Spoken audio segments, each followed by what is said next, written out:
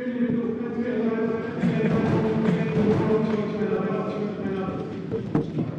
obliged, my lords, and I appear on behalf of the appellant, assisted by Mr. Robert Frank, Mr. Jayam Monrad, and Mr. Michael Bertrand, to be and I said is following the procedure which broad instructed by B. Pittman on behalf of the respondents. And I think this is going to be a problem. Thank you very much. Maybe worth asking them to turn off the. So I've got a laptop on. Yes, I think. Who listens to the hearing? What are we getting feedback from that? I think perhaps counsel who are online, good afternoon to you, may have a laptop on which is causing an echo effect. No. Right, we'll try again. No.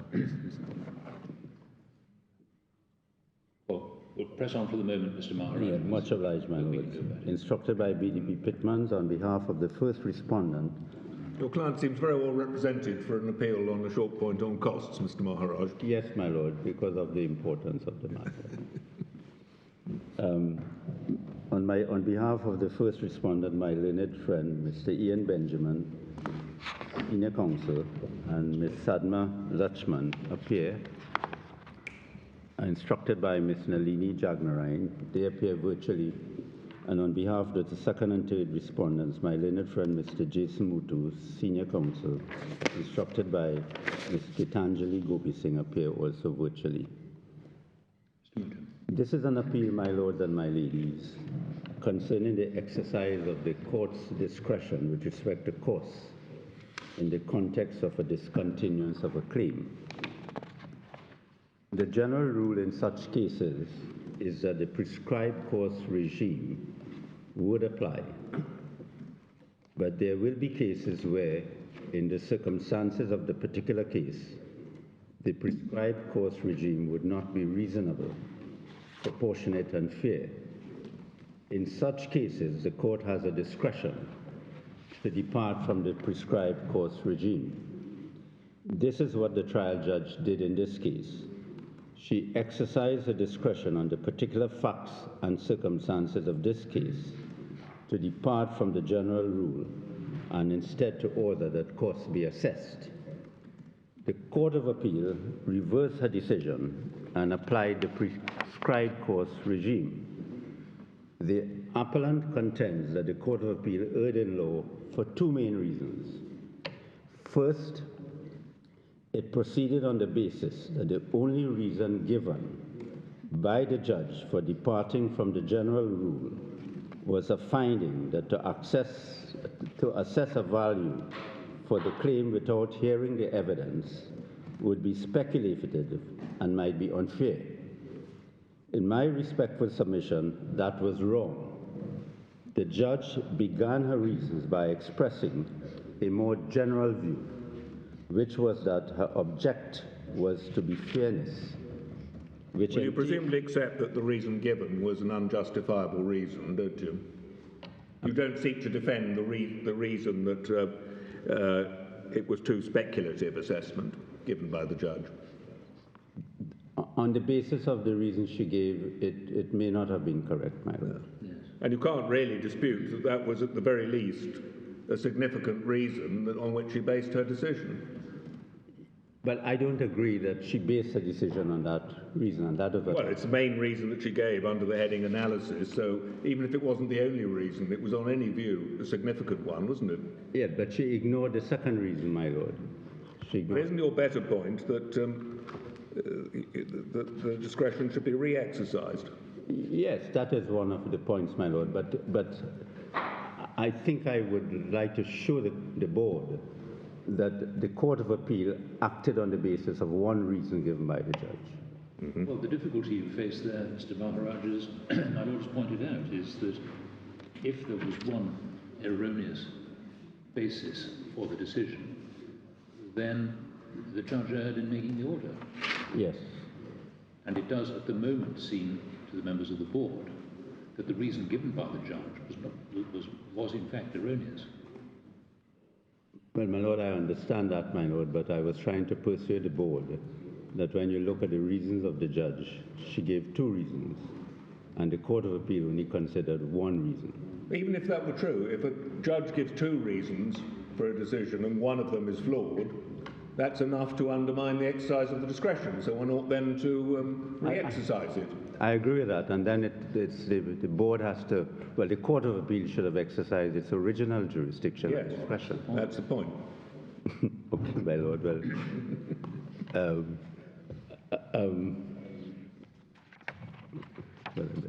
well, my lord, then, better go with that point. Well, I presume from what the board is saying that you do not want to hear me on my submission that the Court of Appeal only considered 1 reason.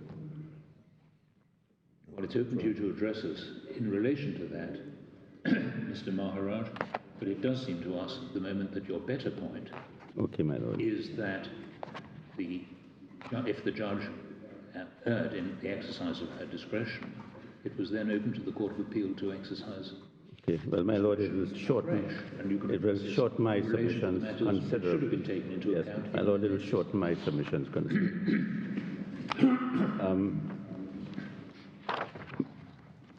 My lord, well, then I would go to the... If the board was minded to exercise the discretion itself, what factors the board should take into account? Yes, my lord, yes, my lord. I need that.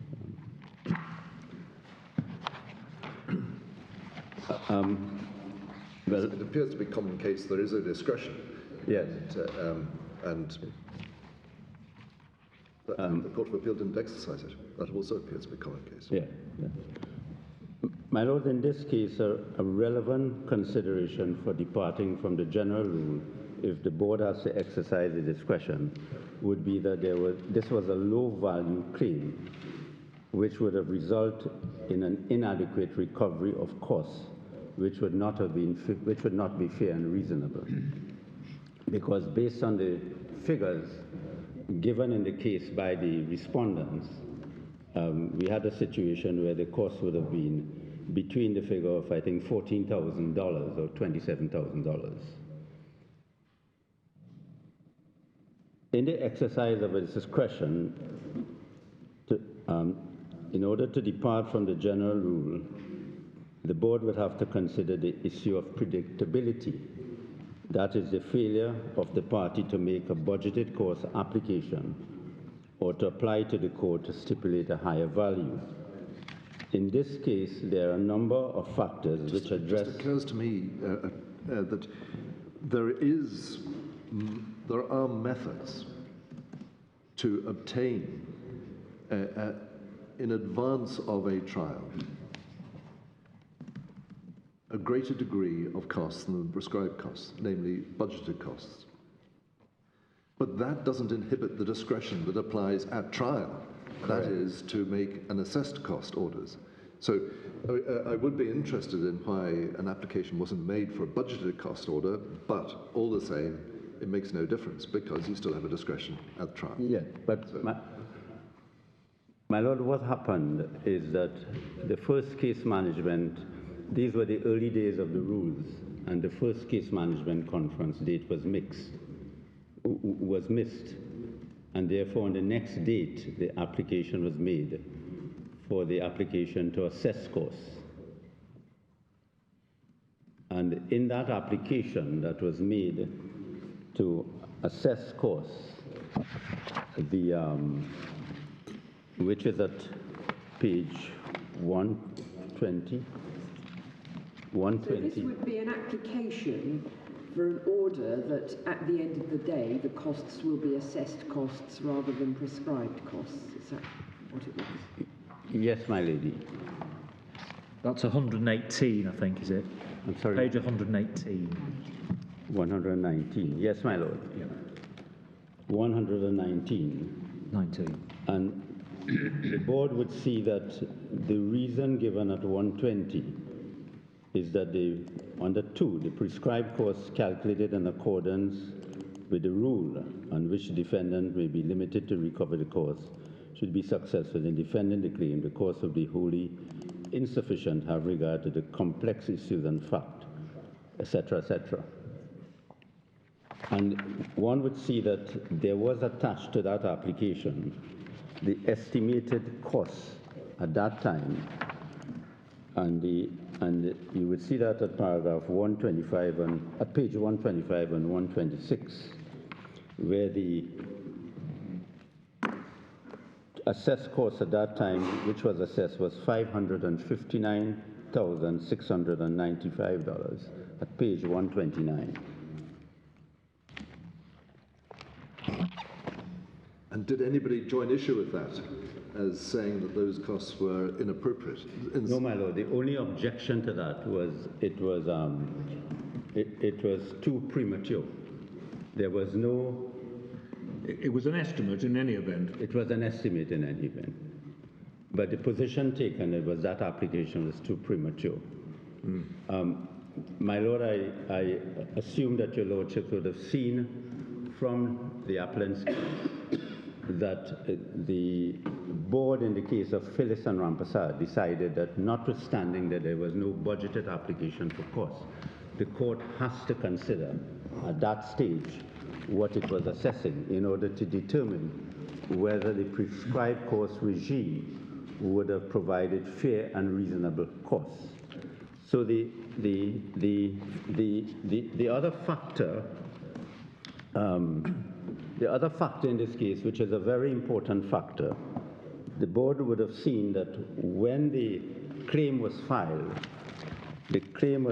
and if I take you to page, I think it's page 6 of the record, yeah, page 6 of the record,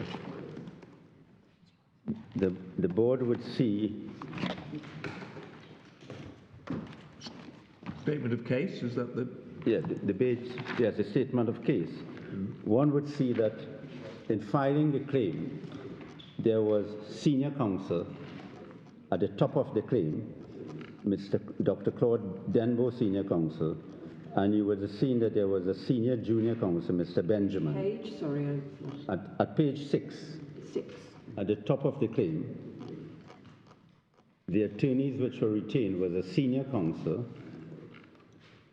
Mr. Claude Denbo, senior counsel, and you would see at the end the junior advocate, Mr. Benjamin, based on his admission to the bar, was 21 years experience. And this is important because in defending the claim, it would have caused equality of arms.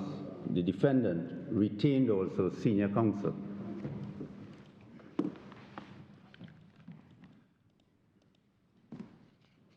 So the appellant reasonably responded with full counsel in order to be on equal standing. And you can see that from page 25. 25.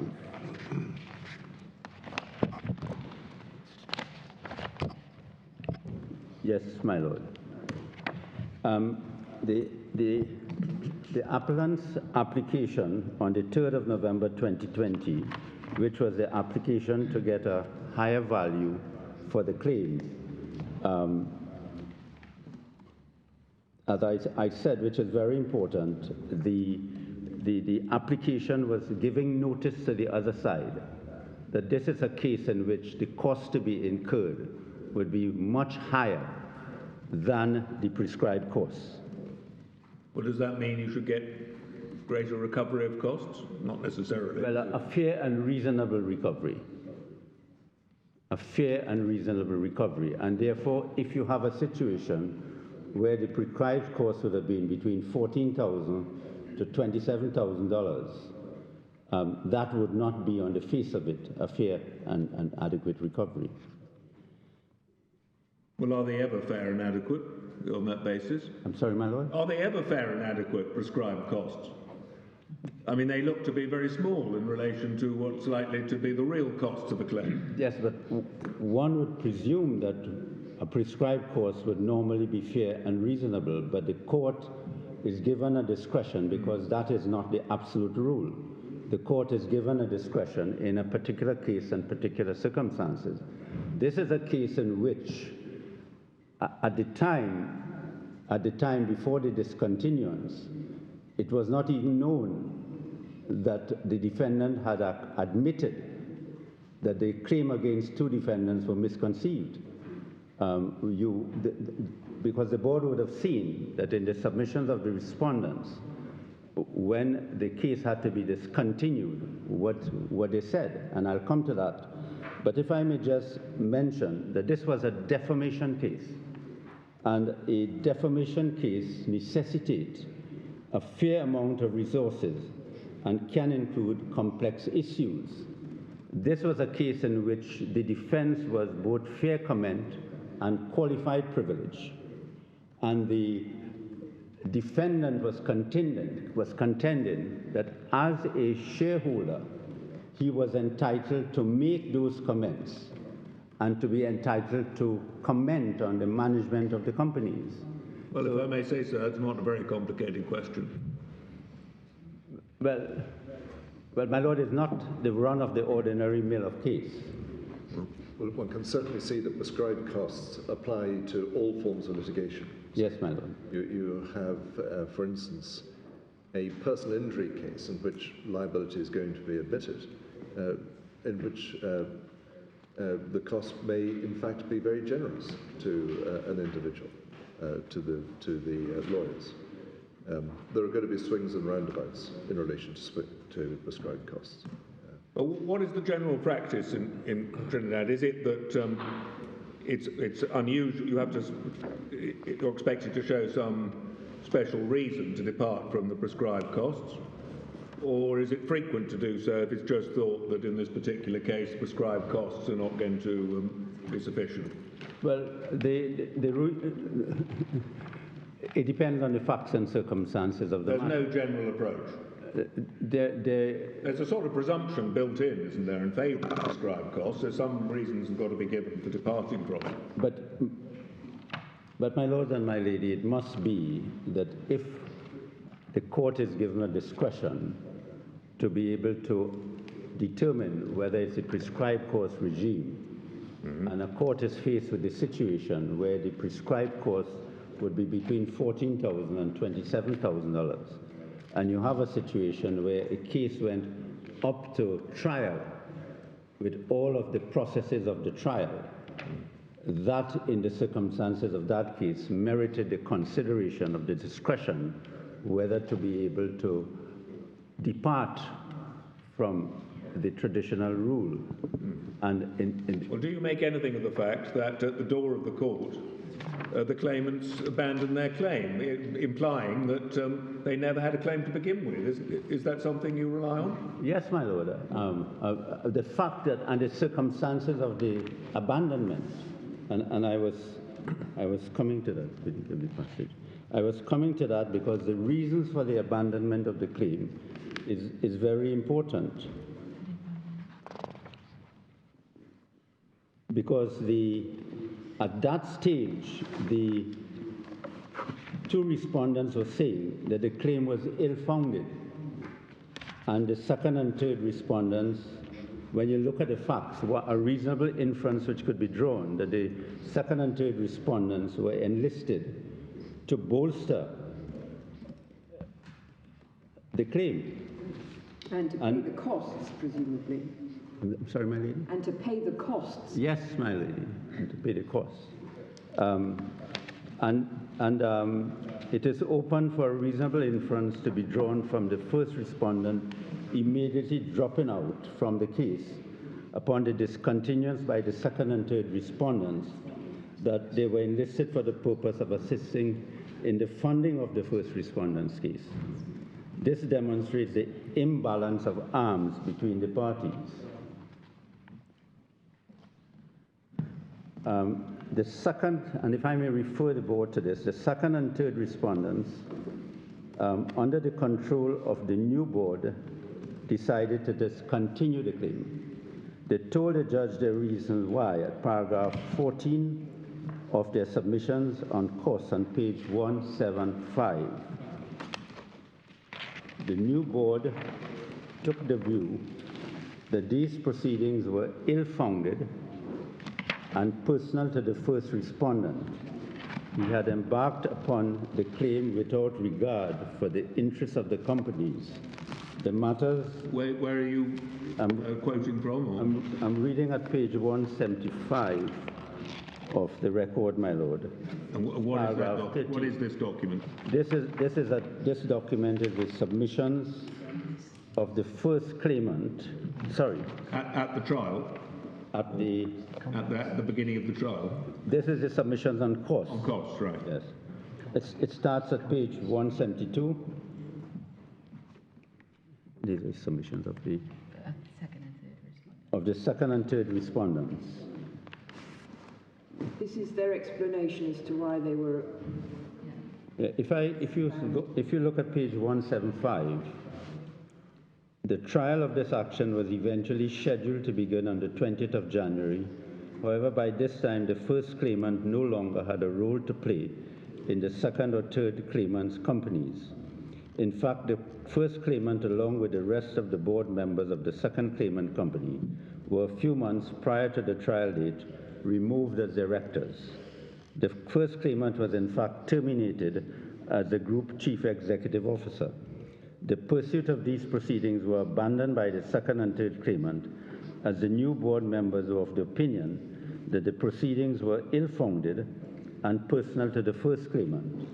The first claimant embarked upon these proceedings without having regard to the financial implication for either of these companies as claimants. The matter was driven at all material times by the first claimant.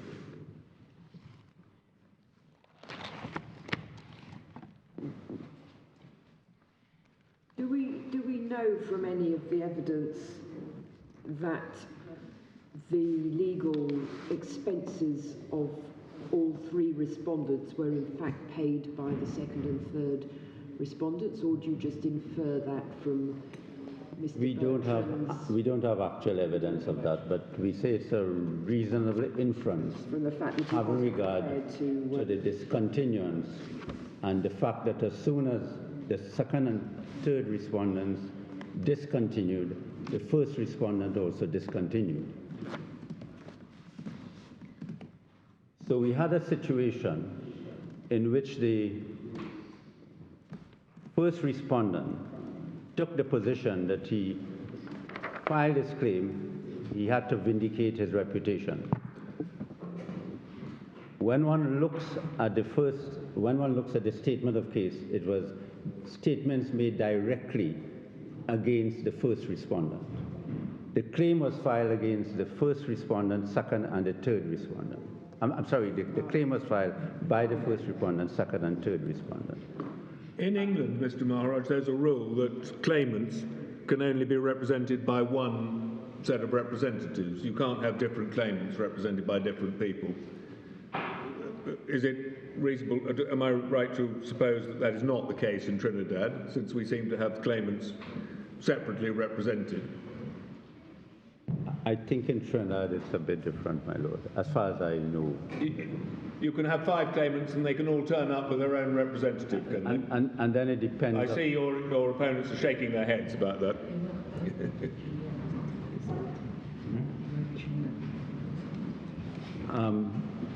I'm instructed that they were originally represented by the same attorney. Indeed. Yes, they were originally represented by the same attorney, but obviously when the discontinuance came and there was a change of heart, then you had separate attorneys representing. Well, their interests started to diverge once one got to the payment of the costs. Yes, that's right. Where do I go from here?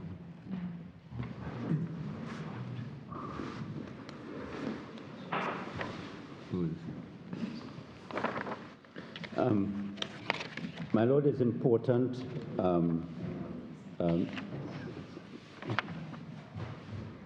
It's important in the context. If I just go to the relevant rules of the board, would the board want that assistance? Relevant rules of court. Yes. Yes. My lord, we have read the written cases, so we've seen the provisions. Okay, well, they're in the statement of facts and issues even, unless there's other ones not mentioned there. So can I just, you're asking us to recognise a discretion that takes this case outside the generality, and I think you've indicated one reason is the huge disproportion known from the outset about the prescribed costs as against the actual costs. You've then told us, secondly, I think, that there is, in the nature of the discontinuance, a link with that, inequality of arms, in the sense that there were companies behind the claimant in this particular situation. Are you making anything about defamation cases generally and the potential chilling effect on free speech? My Lord, the point I want to make on that... Sorry, I think it may be that we've got problems. Yes, Mr. Benjamin. They may not be able to hear. My Lord, when Lord Burrows was addressing Mr. Mirage, we only heard the first 6 words of what his Lordship said. I'm sorry. They couldn't hear what Lord Burrows said when he... Right. I ask Lord Burrows to repeat his observations, please. Can you hear me now? Yes, my Lord, yes, we Right. can. I'm very sorry. The microphone was actually pointing in the wrong direction. My fault. I was just saying that trying to understand the case being put, as I understand it, the argument being made is that there are reasons here for departing from the general rule and moving to a discretionary assessment of costs. One reason being given was the huge disproportion between the prescribed costs and the actual likely incurred costs. A second was to do with the circumstances. It started off as circumstances of abandonment, but I think was linked to the idea that there were companies behind the claimant who would themselves be bearing the costs. And I was just asking whether there was a third issue about the fact we're here dealing with defamation proceedings and the potential chilling effect of the cost regime. Much obliged, my Lord. Yes, my Lord, our position is, and there is a judgment that Justice Corcoran gave with respect to defamation matters, but this was a case in which the appellant was taking the position that he had a right to say what he said, and therefore what he said in the context of what he said was not defamatory. And in effect what he was saying is that it was protected by privilege, and in any event it was a fair comment, and therefore in a defamation case in the context of the right of a shareholder of a company at an annual general meeting, it can have a chilling effect on the freedom of speech of shareholders if they believe that they can be penalized by claims for defamation if they make criticisms against the managers of the company.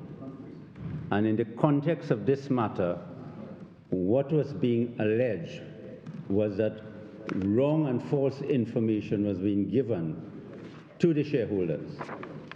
And this appellant said he had documents to show that what he was saying was justified. If I may refer the board, there are some very useful comments of Justice of the Appeal Corcoran in the case of Mahabir and Sarim al-Subadi at it starts at page 655 of the electronic bundle, and it's at page 691.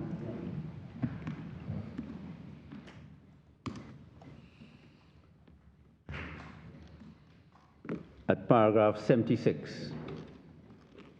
He said, in this defamation claim, the burden will lie on the defendant appellant to make good its 3 defenses pleaded and the reputational stakes are high in these matters, the matter carries a fair degree of importance, and it cannot be dismissed outright as a simple claim which would not necessitate the investment of a fair amount of resources to ensure the vindication of the party's right. In the instant case, the appellant was trying to vindicate his right as a shareholder to make those criticisms in the context of the information that he had. So what was the nature of this decision that you're showing us? Was it one about whether to order prescribed costs or not? Or? This was a case in which... I mean, you just plucked out this paragraph and told us nothing about the case. If the court looks at page 657, paragraph 1, the main question to be determined in this appeal is when will it be appropriate for the court to order a cost budget for the parties in civil cases, civil litigation, instead of quantifying their costs on the prescribed cost basis. And I think, if I'm correct, the judge held that the trial judge had dismissed the application for budgeted costs, and the Court of Appeal reversed that decision.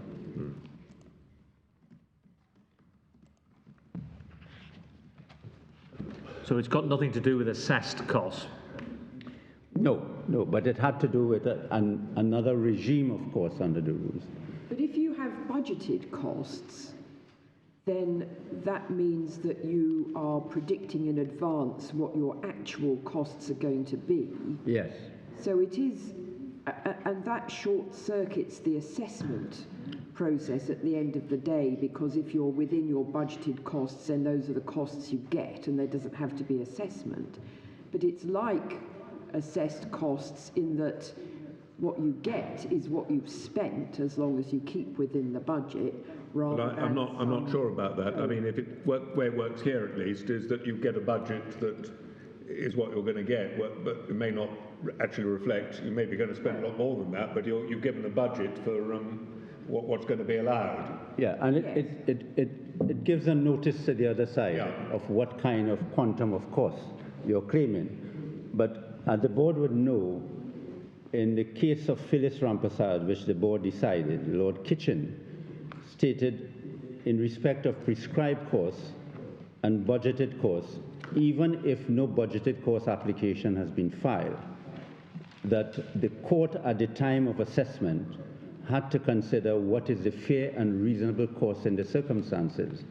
And may I just take you to that term? So the option now of applying for budgeted costs, the fact that you don't take advantage of that option doesn't preclude you later from saying, well, I would still want my costs to be something closer to what I've actually spent than the prescribed costs would be. Correct, my lady. As a matter of fact, I think I can draw the board's attention to the decision of the board in Phyllis Rampasad and Deo Ramlal. That is at page 836. And Lord Kitchen giving the judgment of the board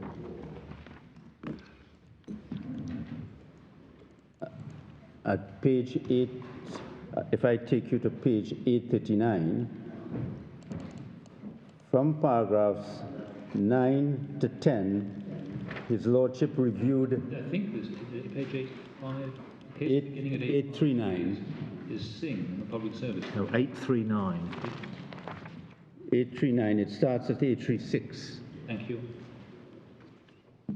And I'm asking the board to look at 839. And the board would see that Lord Kitchen, from paragraph 9 at page 839 and 10, reviewed the cost regime in Trinidad and Tobago. And then at 11, paragraph 11 on page 840, he said the advantage of a regime for prescribed costs is plain. Where it is applicable, the parties know whether in terms of the opportunity to recover costs if they are successful, and their potential liability if they fail. They also know that they will not become embroiled in what may prove to be lengthy and expensive assessment proceedings.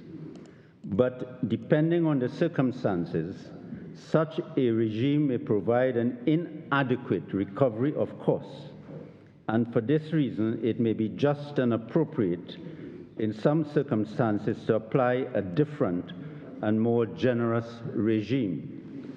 Accordingly, the next way in which costs may be quantified is in accordance with a budget approved by the court under Rule 67(8). If any party seeks to invoke this jurisdiction, it should make an application to the court for that purpose, and should do so at the first or at least an early case management conference. No such application was made in this case, however. Further, in cases which are not subject to a fixed cost regime, where no application has been made for the approval of a budget, and where the regime for prescribed costs would normally be applicable, the court may nevertheless award a party its costs to be assessed. Rules 67(11) and 67(12) provide a regime for the assessment of costs incurred in connection with applications and for assessment of costs generally. It is not necessary at this stage to expand on the principles to be applied in carrying out an assessment. Safe to say that whereas here no order has been made for the assessment of costs on an indemnity basis, costs will be assessed on the standard basis. Further, where the court assesses costs on the standard basis, it will not allow costs which have been unreasonably incurred or reasonable in amount, and will only allow costs which are proportionate to the matters in issue. The court will resolve in favor for the paying party any doubt which it may have as to whether costs are reasonably incurred or a reasonable and proportionate amount. So even though one moves from the regime of prescribed costs to assess costs, there is a guarantee that there will be predictability and there will be proportionate costs in the assessment. But what will happen in the assessed costs, the court will be looking at the real value of the work done to provide a defense to the claim or to pursue the claim. In the prescribed cost regime, the court will only be looking at the value of the claim. So it is in that context that the judge in this case, although initially she had decided that she dismissed the application when they raised it and said it was premature, when she had to consider the matter after this discontinuance of the claim, what she had to consider was whether I should apply a regime on the basis of the value of the claim or on the basis of assessed costs on the real value of the work. If she had done the value of the claim, it would have been a sum between, is it $14,000 and $24,000, because that was the value of the claim. It was a low value claim. Well, so Mr. Bertrand said at the point. So in effect, she opted for saying this had to be a cost regime for the assessing person, official, to consider the real work done to defend the claim. But is there anywhere which sets out, other than in very general terms, what criteria the court applies or what factors it has regard to when deciding whether it is an appropriate case to depart from prescribed costs and go to assessment? Burroughs has suggested some, you've accepted those, and we'll hear if you have any others. But I'm looking, for example, at ranges of factors which are set out in Rule 66.7, which are the kinds of factors that one tends to see. Yeah, I think... and those are for a different purpose, but is that the kind of list of factors that's relevant here, or can you point us to some other? No, okay. There's also 67.2 at page 888. I think it's 67.2, and in the key bundle, which is before the board, it is tab 1 at page 511 also. Sorry, and 511.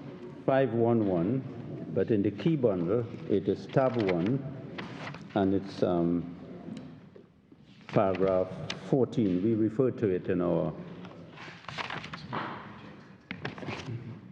Yes, but that's at the second stage. That's factors when you're actually assessing quantum. But here we're at the moment dealing with the prior stage of whether actually you should be assessing costs. It says where the court has any discretion as to the amount of costs to be allowed to a party. The sum to be allowed is the amount that the court deems to be reasonable, where the work to be carried out by an attorney at law of reasonable competence and which appears to the court to be fair both to the person paying and the person receiving such costs. And it says in deciding what would be reasonable, the court must take into account all the circumstances, including any orders that have already been made, the conduct of the parties before as well as during the proceedings, the importance of the matter to the parties, the time reasonably spent on the case, the degree of responsibility accepted by the attorney at law, the care, speed, economy, etc., etc. And there is a special rule for discontinuance, and that was at Rule 38. Well, I think my lady's right, though. That is to do with the quantification of costs. Yes. You're being asked at the prior stage. I mean, clearly the case against you is that if this discretion is very widely exercised, you undermine the whole purpose, as I understand it, of the rules. Yes, my lord. And you've got here not merely the general position, you've got it doubled up, because for discontinuance, you're now going to show us, I think, that the very specific case that we're here dealing with, which is discontinuance, there is the general rule specified. So how is one to avoid going back into a world of discretion? Well, that is,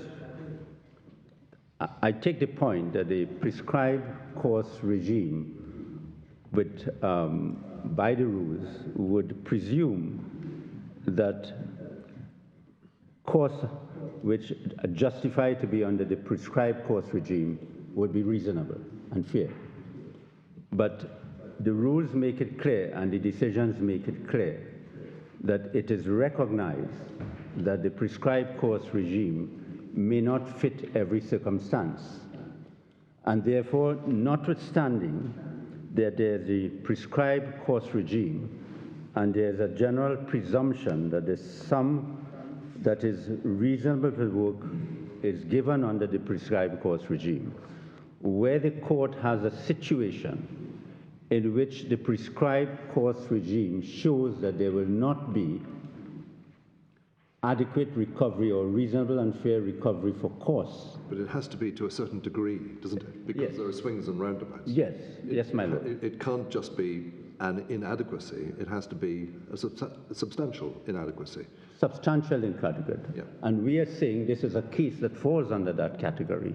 Because where do you get that test from that you've just outlined, that if there is a substantial inadequacy between what the costs would likely be assessed to be and the prescribed costs, that is a good reason for departing from the prescribed cost rule? What I'm struggling with is some rule or case where it has been discussed when it is appropriate to depart from the prescribed cost. Well, maybe that there isn't. This is a new regime and... Well, the answer to that in my respectful submission, my lady, is 67.2, which talks about fairness between the parties.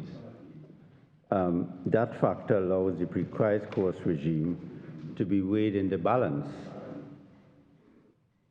And whereas in this case, you have a situation where the respondents have admitted that this is a low-value claim. Both respondents in their submissions have admitted this is a low-value claim. And the basis of... They contend it's a low-value claim. Yes. But other people might think differently about that. And, yes. But my Lord, on their submission of prescribed costs, they are saying this is a low-value claim, and they are saying the costs based on a... But in answer, I'm sorry for interrupting. In answer to my lady, I don't understand there to be any jurisprudence in Trinidad and Tobago which lists out the various factors to be taken into account in the exercise of discretion. That is a discretion as to whether or not to have assessed costs as opposed to prescribed costs. I do not understand there to be such a case. Am I correct about that? Yeah, I agree with that. Yeah, right. And to those factors, one should add access to justice, because in circumstances where a person of limited means wants to bring a case which will involve a great deal of complexity, a great deal of paperwork, and a great deal of understanding of the law, that person would be denied access to justice if restricted to prescribed costs. Would that be another factor to be taken into account? Yes, my Lord. In other words, if the prescribed cost regime is very difficult for the court to depart from, obviously it would create a reluctance on persons to commence claims. And that is why I think that the best way to manage this is how the courts have decided, by using the overriding objective of the rules. The overriding objective of the rules, if I may just remind the board, the overriding objective of the rule is at page...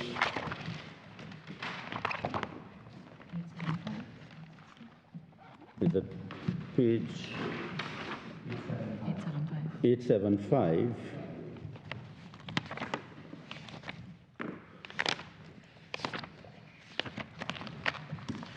And that is at page 875. And you would see, my lords and my lady, the overriding objective the overriding objective of these rules is to enable the court to deal with cases justly. Then it at one sub-rule 2, the parties are on equal footing, etc., etc. And then at 1.2, the court must seek to give effect to the overriding objective when it exercises any discretion given to it by the rules, or 2, interprets the meaning of any rule. So I think it has been left to the courts to exercise that discretion. And we know that when the court exercises that discretion, it is difficult, unless there's an error of law or some fundamental rule which has been offended, unless it is plainly wrong. If that was the case in this case, we would not have been before the board. And our case really is that, yes, the Court of Appeal has a discretion to review what the judge said. And normally in course, the court defers to what the judge has said. So even if the court has to reverse it, the court has to show that it considered factors which weighed the balance of the overriding objective and doing what is reasonable and fair in the circumstances. So looking at the overriding objective and looking at 1.12c, little 1 to little 4, if we, the board, were to be re-exercising the discretion and considering, bearing in mind those 4 factors, how we should exercise the discretion that you're asking us to exercise, how would you say those all point in this case? Yes. Well, if we take the amount of money involved, this was a claim in which, from the commencement of the claim, senior counsel was retained by the then claimant, and therefore in order to respond, it was reasonable for the defendant, the appellant, to retain senior counsel to match up equality of arms. The case proceeded on the basis with the claimant, with the respondent pursuing the claim right up to the trial, so which required, there were witness statements, there were pre-trial hearings, there were case management hearings, so which required the respondent to have legal representation, and adequate legal representation. Then you had the importance of the case. This was an important case for the appellant. He was contending, he was entitled as a shareholder to vindicate his rights, to make the statements he made at an annual meeting. So it was important for him to defend the claim and to pursue a defense. Otherwise, it could have a chilling effect on shareholders. And his reputation also was at stake. He's a medical practitioner, and he's being sued for defamation. Have there been other cases in which the officers of a company have sued a shareholder in defamation for raising a query at an annual general meeting, or would this have been one of the first? In the Trinidad jurisdiction, we haven't found any other. Right. The complexity of the issues, I addressed on that, but I refer to what Justice of Appeal Corcoran said in the case of Mahabir. And this was a case which, as he said, were three defenses. It's not a run-of-the-mill, and it was heavily contested. The financial position of each party, well, we now know that after the discontinuance, the first respondent was obviously appeared to be in a more privileged position, advantageous position, financially, because the second and third respondents were parties to the case, parties to prosecuting the claim. So there was no equality of arms. But we are lucky, well, I won't say lucky, but we have information, and I'll ask the board to look at the pleaded meanings at page 11 of the record. But in this case, it is normally the position that when someone discontinues a claim, it seems to be a recognition that there was no basis for the claim. And especially in these circumstances, this was a claim in which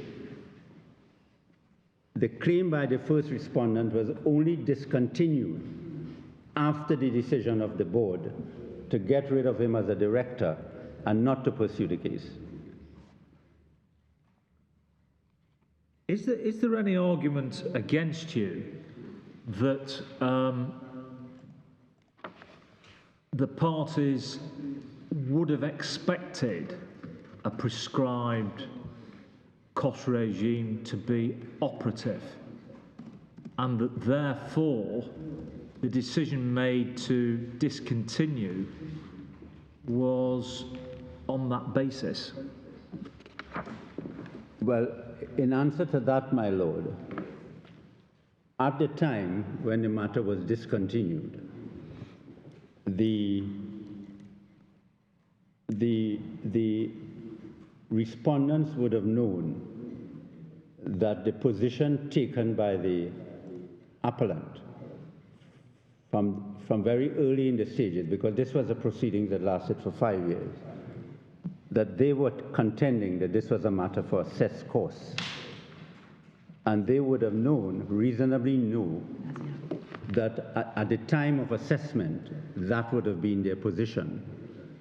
And therefore, they would have known that at the time of discontinuing the claim, that was a risk that they had to face, that it would have been contended that there was no basis for the claim, and would have been an important factor for the court to consider in the balance to exercise that discretion.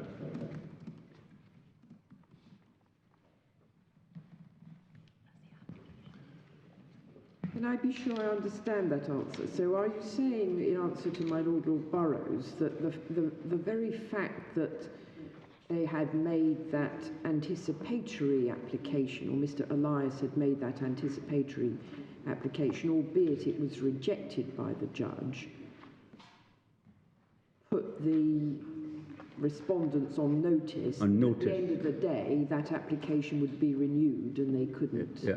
The actual rule itself actually puts them on notice, because Rule 38 says it is a general rule that prescribed costs will be the costs. Yes. Which means that there is a discretion Correct. for there to be assessed costs. Much obliged. So anybody reading the rules on the part of the claimants would have anticipated that there could be an application for assessed costs. Yeah.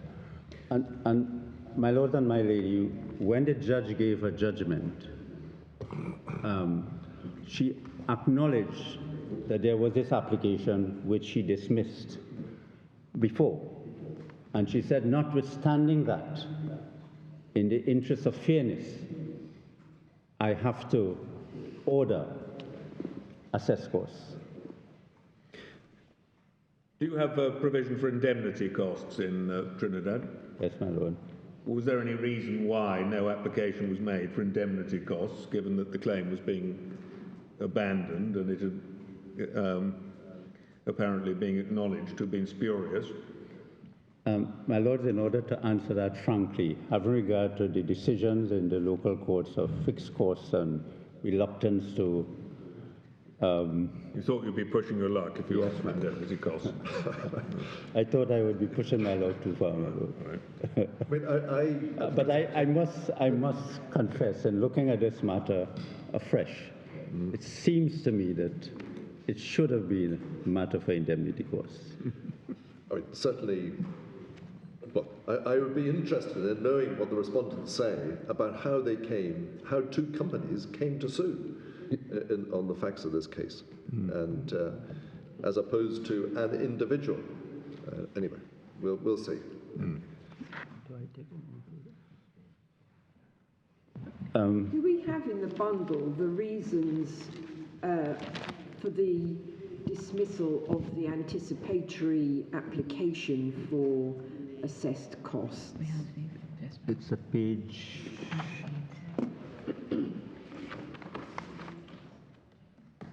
Would you give me 1 minute, my lord? Yes, of course. My lord, please. 375 is including the respondent submission as well. It's in the respondent submissions at page 375, paragraph... 47. That is 47? At paragraph 47. I think it is. Then give an explanation. It's at paragraph 47, 375, it says the appellant resisted this application on the basis that it was on its face premature and therefore misconceived. The respondent defendant made the application to have costs set at the case management conference stage.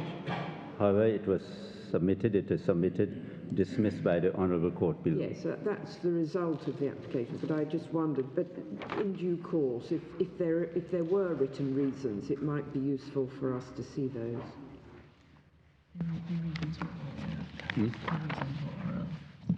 The reasons were oral. Sorry? I have counsel's notes, but that's all I have. Write it, I don't understand what you're saying. The reasons I was told was oral, there were oral reasons.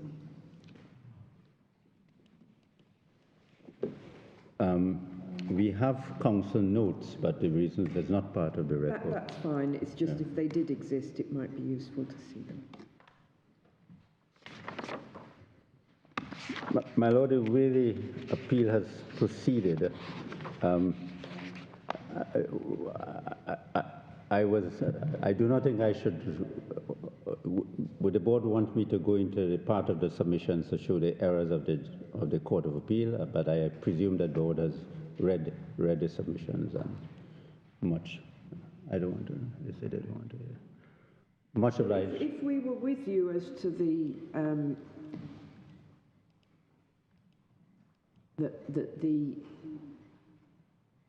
exercise of the discretion should be in favour of an assessment of the costs rather than the prescribed costs, what would be the order or the result that you would be asking the board to make? Well, based on the fact that the Court of Appeal did not exercise its original jurisdiction, and having regard to the submissions I've made, I am respectfully asking the board to restore the judgment of the judge that it should be cost assessed under the cost assessed regime.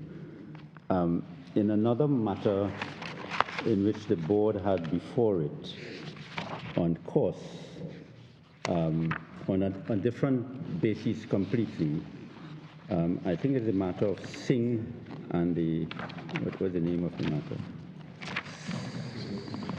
Singh and the Public Service Commission.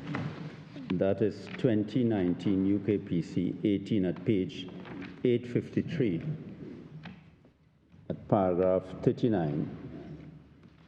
The board exercised its fresh discretion on a question of cost. Paragraph what, sorry? Paragraph 39. It started at paragraph 39. Sorry? 867 at 8, paragraph 39 at page 867. It started at page 867. And then at paragraph 44 of the judgment at page 868. Accordingly, the board has decided that the judge's original order in Mr. Singh's favor for his course of the application of leave in the sum assessed should be restored, and that therefore this appeal should be allowed.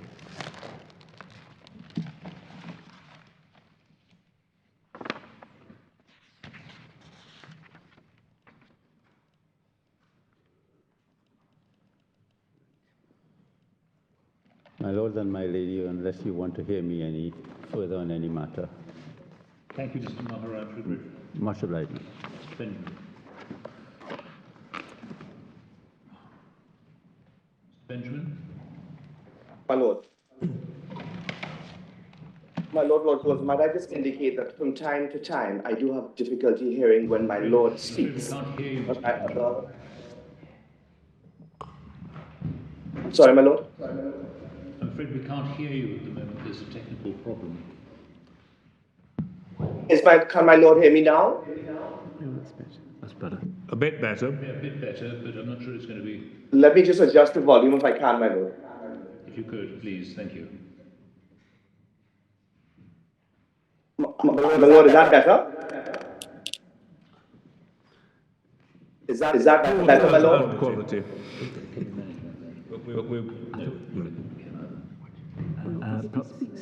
Perhaps you could try a few sentences.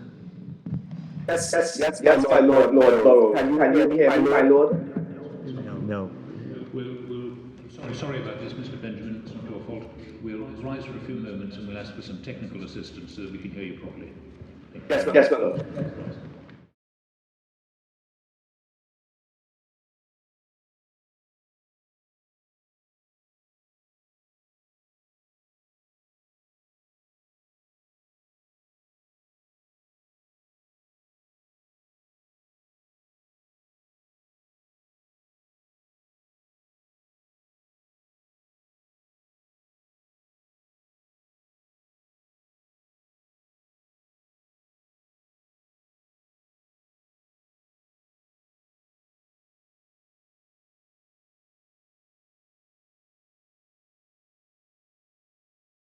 Benjamin.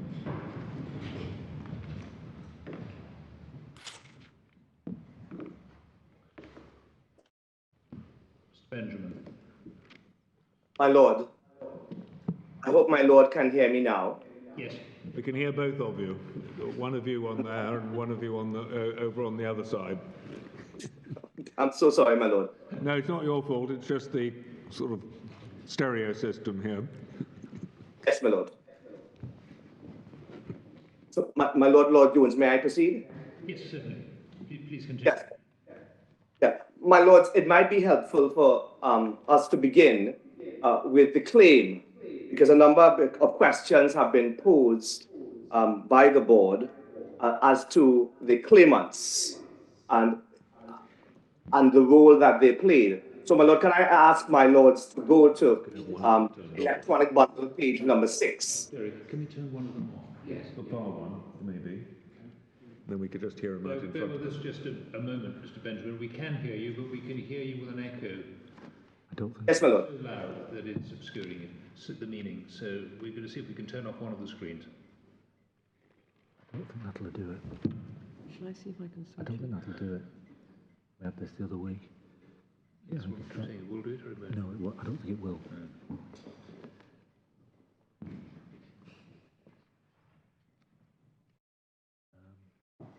Well, perhaps Derek could.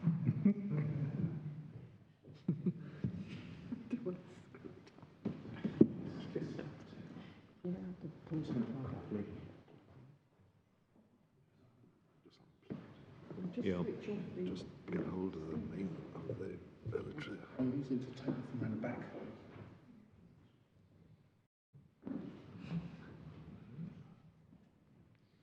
Taking the remote control. Hang on. Taking the remote control.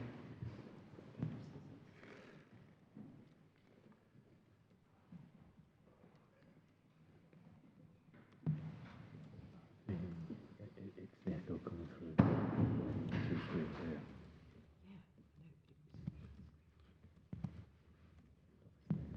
Damn. Maybe wrong.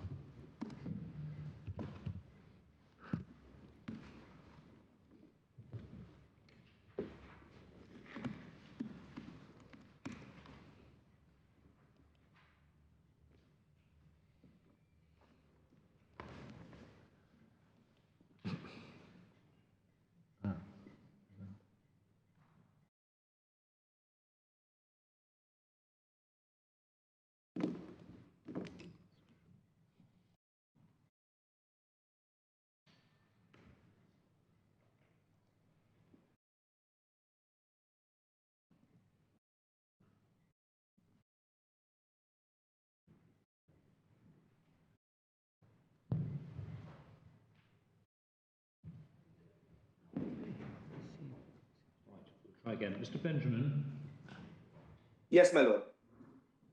that's much better. Thank you. I'm very sorry that this has happened. Not at all, my lord. I understand. So, my lord, with your leave, may I proceed?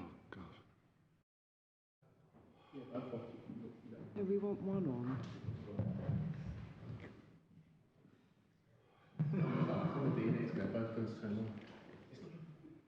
Oh, there we go. Right. Mr. Benjamin. Yes, my lord. Yes, that's fine. Let's press on.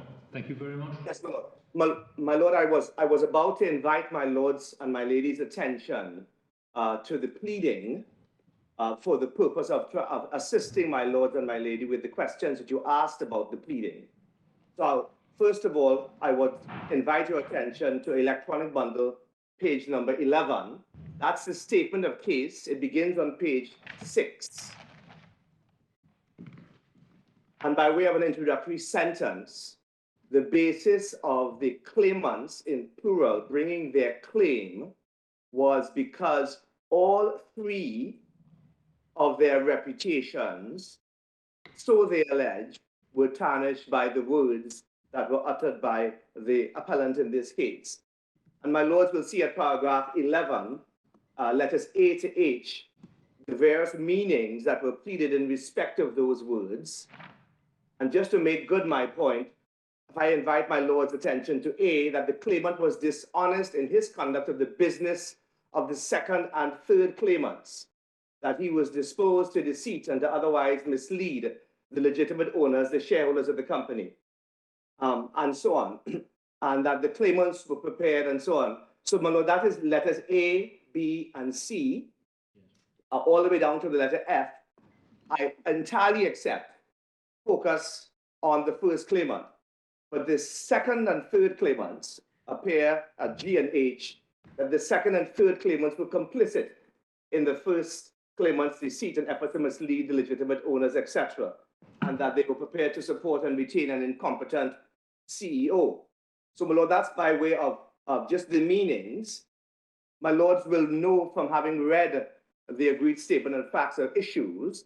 Well, who are the second and third claimants to be complicit?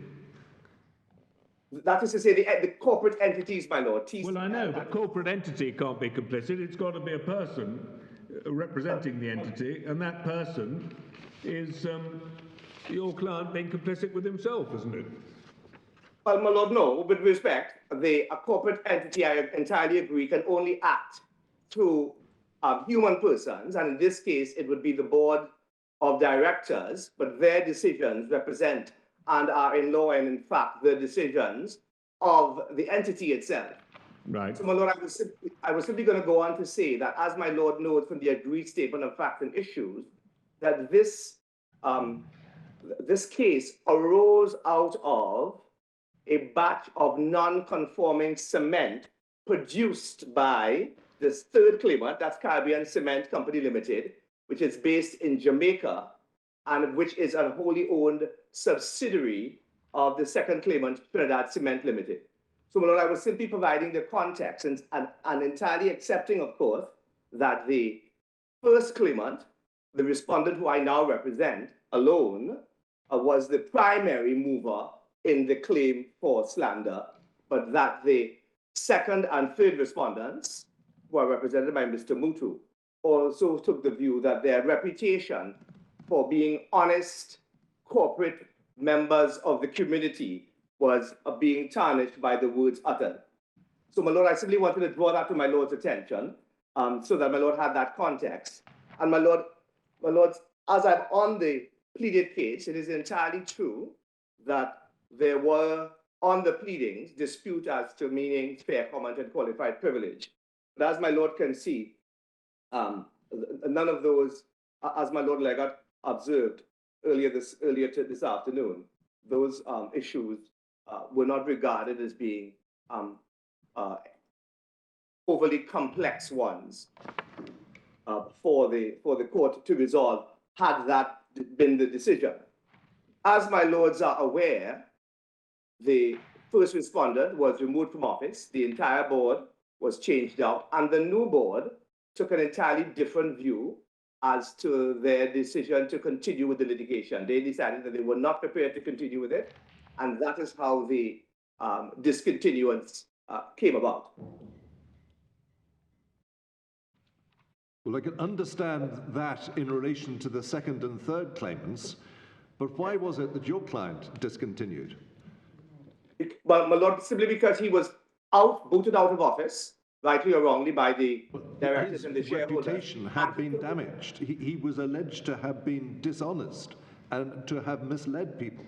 Well, why was it that he discontinued his claim? My lord, my short answer is that he took the view that he was no longer a part of the company. It is absolutely correct that he no longer had their support, and he was not prepared to continue. His corporate life had come to an end. That's what happened in essence, as far as he was concerned, and this was a way of drawing a line in the sand in that respect. Well, he strung it along for several years to the door of the court. Yes. And then he abandoned the serious allegations of defamation that he made. He was quite lucky, wasn't he, not to have indemnity costs ordered against him? Well, my lords, we would say with respect that Mr. Marath's answer to my lord in answer to that question is ex post facto. It would have been entirely open to counsel of Mr. Marath's experience to make such an application.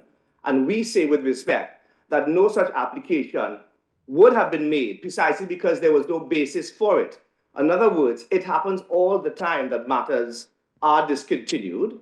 And in this case, there was no inappropriate or unreasonable conduct of the litigation.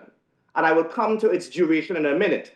But my lord, no, there was no suggestion. There was nothing in either my friend's written case or the agreed statement of facts or issues, or indeed anywhere in the record that criticizes the conduct of this respondent, or indeed any of the respondents, as to how the matter proceeded. So, my lord, well, the implication is that you'd been trying to silence a shareholder from making a fair comment. And you're accepting that it had been an unjustified attempt to silence a shareholder. No, my lord, with respect, I don't. In other words, with respect, I draw a clear distinction between legitimate criticism, which the first respondent welcomed, and illegitimate criticism that suggested that he was dishonest. It was the suggestion that he was dishonest and that he had lied, that's precisely what the law of defamation. Well, if it was illegitimate criticism, then you could have been expected to see it through to a conclusion, the case. But you were accepting that it was legitimate criticism, in effect, by pulling the plug. Well, with respect, no, my lord. The answer I gave as to the reason for the discontinuance was the fact that he no longer had any role in corporate life in the private sector in Trinidad. That was his last corporate job. That was for reasons entirely disconnected and unconnected to the litigation. It was, in essence, a change of... He mustn't value his own reputation if he compartmentalizes it into public and private life.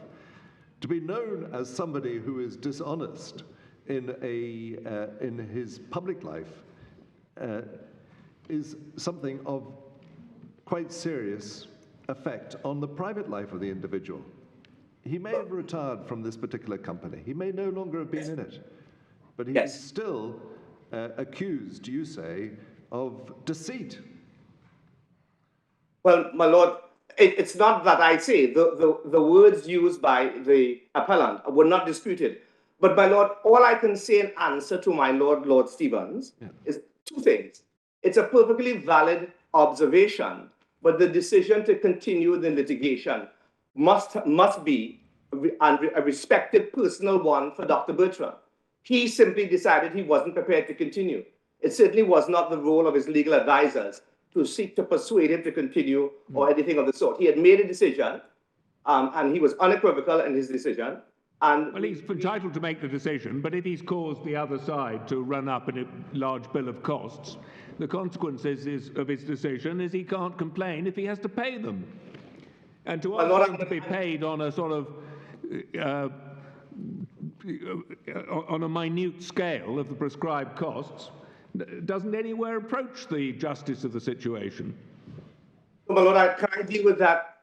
Can I deal with that now? So, my lord, our respectful answer to that is that and I will take you to the cases that support this, that the whole purpose of the regime of prescribed costs is to provide a degree of predictability about one's exposure, both to one's own legal advisors and, of course, to the legal advisors on the other side in the event, given the unpredictable nature of litigation, that one is not successful.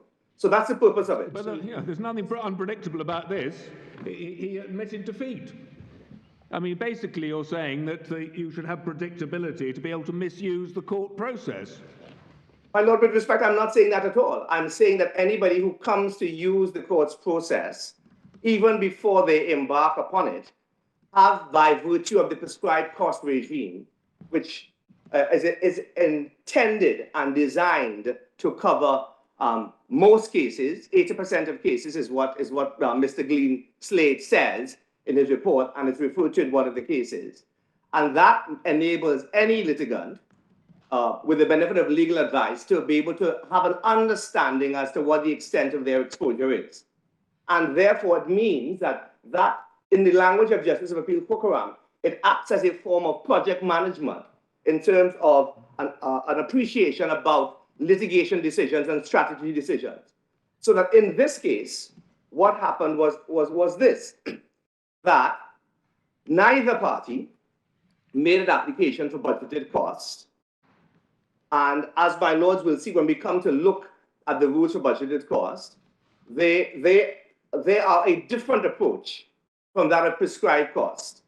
The prescribed cost regime that is at play in this particular case is dependent upon the stipulation of a value, and therefore it is directly connected to the value of the claim.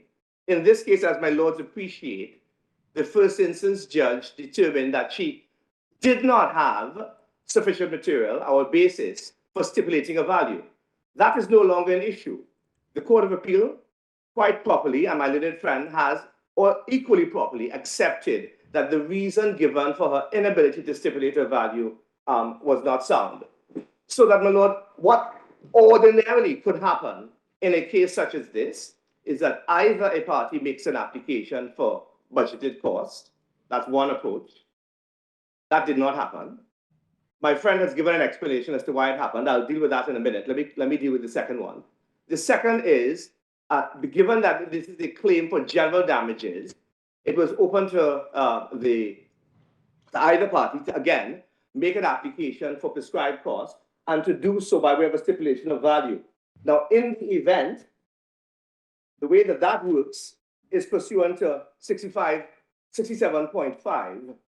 And I invite my lords to the CPR. If your client valued predictability and wanted to know what the likely cost regime was going to be, why did they oppose the anticipatory application for assessed costs on the ground that it was premature? Well, my lady, I can answer that. There are two parts of the answer. The first is, if you look at the application, and I'll come back to prescribed cost in a minute, can I invite your attention to 119 so I can answer the question? If you go to 119, my lady and my lords will see that it is an application filed on the 3rd of November 2010. The application was ultimately dismissed in October of 2012. So we resisted the application on two bases. The first of all, we did say, as is reflected in our written case, that as far as assessed costs are concerned, it was premature. As far as the alternative limit is concerned, which is if you go to page 120 of the electronic bundle, you will see that the basis of the application was to stipulate the value pursuant to 67.5 2B2. That's at paragraph 2. I trust my lords and my ladies see that. And the only basis upon which we resisted that was that as of October 2012, the applicant, in this case the appellant, had not provided the court with any assistance for the purpose of carrying out that exercise of stipulation of value. Now, it's important to note that while the application was filed in November of 2010, the witness statements were filed in 2011, and we worked on the assumption that when the appellant came to prosecute his application, he would provide the court with the sort of assistance that we provided the court with in our note on cost, and they didn't do that. And this was not the first occasion upon which the application came up for hearing. And we simply said to the court, the other side haven't given you any assistance. They provide you with no material upon which you can stipulate the value, and therefore the application should be dismissed or withdrawn because we took the view that the appellant was entitled to come again. In the end, the judge dismissed it, and no further application with that material was ever made or advanced before the court until after the discontinuance, where in accordance with Part 38 and Part 67, this respondent took the position that it was appropriate and open to the court to stipulate a value in order to determine what would be the outcome or the arithmetical outcome on the basis of prescribed cost. My lady, I hope that assists my lady with the basis upon which we resisted the application. It was, in essence, you've had the application lying fallow for nearly 2 years. You've not provided any further material. In relation to assessed cost, it's premature. In relation to a stipulated value, you're not giving the court any assistance. And even, can I go further, even when the appellant came to make his submissions, even though they had an application for a stipulated value and therefore prescribed costs, they took a contrary view, as my lady and my lords have seen. in their written submissions as well as before the Court of Appeal. And the basis upon which they resisted the stipulation of value, of course, has proven to be unsound and, of course, is not being pursued. Mr. Benjamin, sorry, Mr. Benjamin, could you help me about one thing? And that is, Yes. as I understand it, predictability by virtue of prescribed costs applies to both sides. So the claimant and the defendant will know exactly what costs they have to pay. Yes. But also, as I understand it, the lawyers representing the plaintiff, the claimant, or the defendant are perfectly at liberty, if they so wish, to enter into an agreement with their client that they are going to be charged something different from the prescribed costs. Is that correct? My lord, I take it you are referring to a budgeted cost application. Is that what my lord is referring to? No, what I'm referring to is, say, for instance, you have a claimant, and you say to the claimant, well, this case is worth $120,000. The prescribed costs for that are $27,000, okay? Yes. And, but look, I'm not prepared to work for you on that basis. I'm going to enter into a private agreement with you, and that is that we will enter into a different fee arrangement. That's perfectly legitimate, isn't it? Yes, my lord. My lord, yes. And in addition to that, there are cost bands in this jurisdiction. Sorry? In other words, there are fee bands. Yes. There is an appendix to the CPR which sets out a range of bands that are reflective of counsel's seniority. And so they give guidance both to the lawyer and to the client as to the range in which, depending on what the amount of time and the complexity of the case. Right. So the whole purpose of the CPR was to, as it were, move away from a world of ad hoc and unpredictability, and to try to provide a greater degree of predictability and structure, at least as a starting point. Of course, it is entirely open to a legal advisor to charge more or less, but there would be a range or a starting point, if I could put it like that. So, my lord, yes, in answer to my lord's question, yes, it is open to a client to enter into such an arrangement, but I'm also adding the fact that in the appendix, and I'll give my lord the page reference in a moment, there is an appendix to part 66 and 67, or rather practice direction, I should say, which sets out bands which give guidance to legal advisors and their clients. So that there is...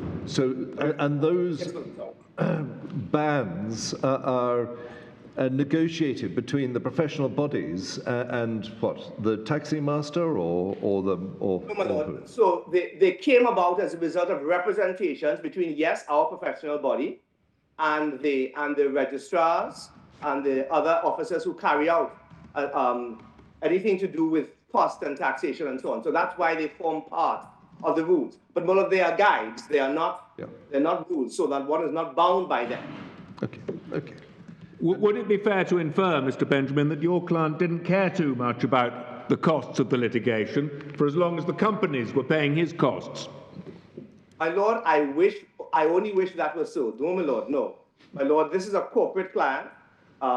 Or rather, I put it differently, my client was the head of a corporate entity, and in my professional experience, they are the ones who are the most, how do I put it, they're most sensitive about legal fees and are the best placed, because of their vast commercial experience, to negotiate what, from their point of view, are attractive rates, my lord. Well, if he thought he might win the case, what was he hoping then would be the costs order? Was he going to be very happy with the prescribed costs? Because we know he had you to pay for and junior counsel, and I expect you charge a bit more than the prescribed costs between you. So was he going to be asking for assessed costs, or was he just going to be very happy with the prescribed costs? No, my lord, we were very happy with prescribed costs precisely because we never sought to make an application for budgeted costs. No. That was an intentional decision on our part. And we certainly had no intention, and I certainly had no instructions to ask for assessed costs, because this particular case was really about reputation in that corporate context in the way that I've already explained. So reputation in the sense of money didn't count. Well, Money didn't count until he had to pay personally for the costs and the companies weren't funding his claim anymore. Then it suddenly became very important. well, Lord, I don't want to overstate the position. All I can say is, I can say unequivocally that no application for budgeted costs was made, and we were never asked to make one, and no instructions were ever going to ask for assessed costs. The way that I would put it, my Lord, is that money was of a lesser importance, and I will go further, that in this case, both parties having, we say, made the intentional decision not to seek budgeted costs, and I know that Mr. Mawat has given a different explanation. He says that the date was missed and that the rules were new. Well, these are 1998 rules that came into force in 2005, so that by the time that this litigation was on foot, they had been well used and we were all well accustomed to them for a period of at least 5 years. So, Milo, that's really the chronological sequence in relation to the application for budgeted costs. My lords, before my Lady Rose's question, I was going to draw my lords and my ladies' attention to some dicta about the prescribed cost regime so that my lord can have it in context. Can I just preface that dicta? I'm going to invite my lords and my ladies' attention to electronic bundle 670. Sorry, my lord, 669. But before I get there, just a single sentence. What I'm inviting my lord's attention to is the historical context for the rules in general, and what the difficulty, what the challenge was in relation to costs in Trinidad and Tobago prior to the coming into force of these rules.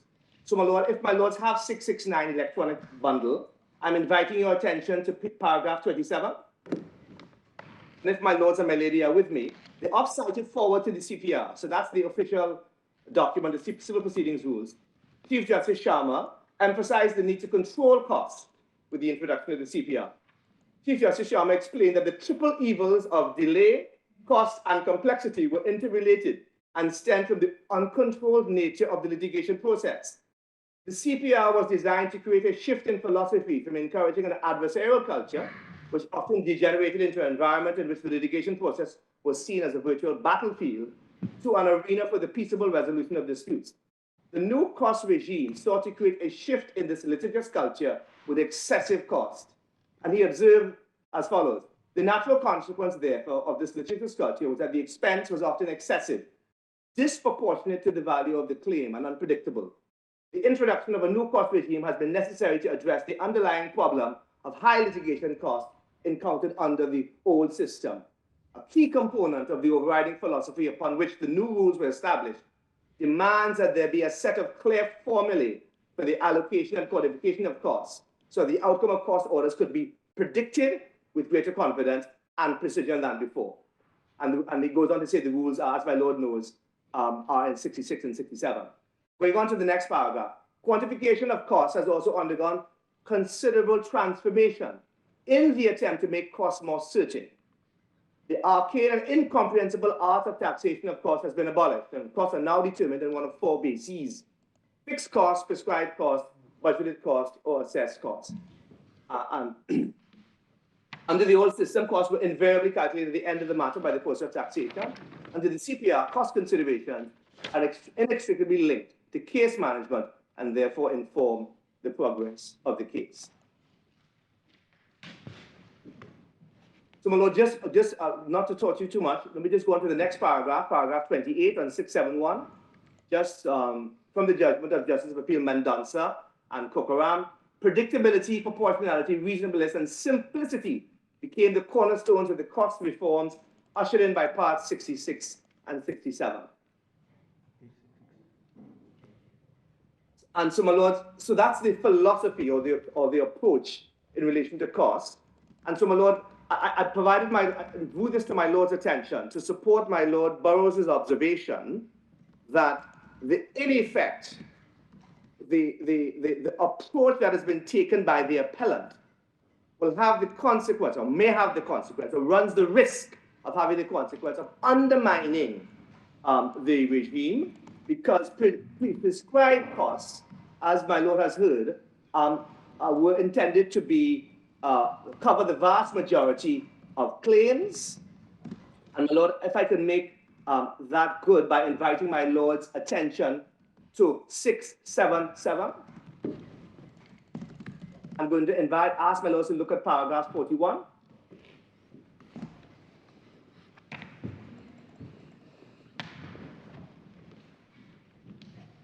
My lords, my lady are with me. 41, prescribed cost is the maximum cap of recoverable cost in a proceeding based on the value of the claim approach.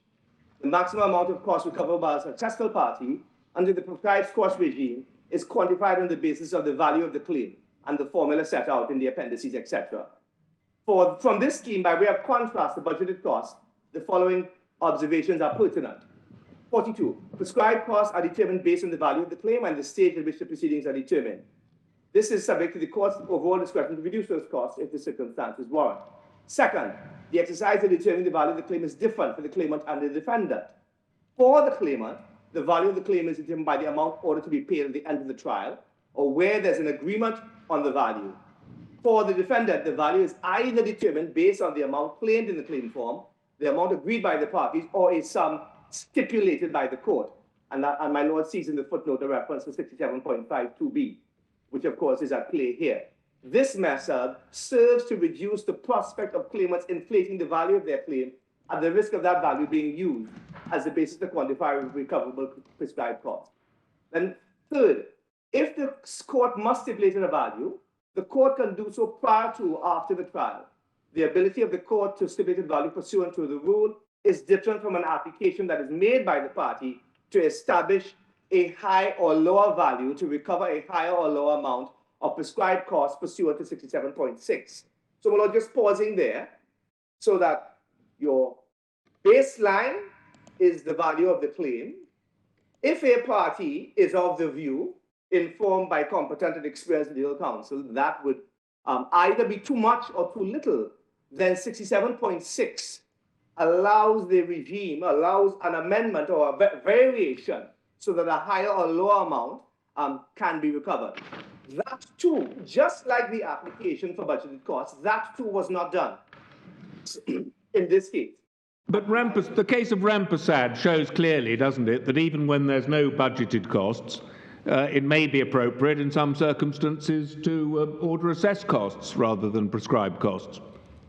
My lord, I entirely accept that the case of Rampasad shows that in very, we hope, exceptional circumstances, as were at play in that case, because as my lord knows, the Lord Kitchen was giving a judgment in a case in respect of which the allegations that were of forgery and fraudulent conduct were made.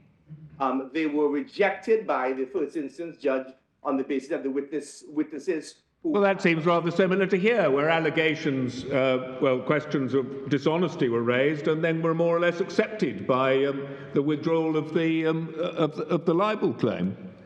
But my lord, we say that there is no similarity for this reason, that in that case, the witnesses were cross-examined. Well, you avoided that here because obviously you didn't have the courage of wanting to have the evidence called in court. My lord, again, I'm not in a position to I don't want to be repeating what I said about Dr. Bertrand's decision not to pursue the claim. I was simply inviting my lord's attention to the fact that in the Rampasad case, not only were the allegations rejected and the first instance judge found that the claimant's witnesses were simply not telling the truth, that when they appealed, the basis of the appeal was also found to be unsound, but that the judge in that case identified a series of factors. In answer to my Lady Rose, what is the test? She identified a series of factors which entitled the court to say that in this case, unusually and exceptionally, there should not only be assessed costs, but that those costs should be assessed on an indemnity basis. Can I ask a question about the Court of Appeal's judgment in this case? Yes, my lady, of course. The Court of Appeal said that the trial judge had gone wrong in thinking that it was too speculative to stipulate a value where there hadn't been cross-examination. And that seemed to be for two reasons. First, that the rules clearly envisage that a value can be stipulated before trial. And we see that not only from discontinuance, but also from Appendix C to the rules.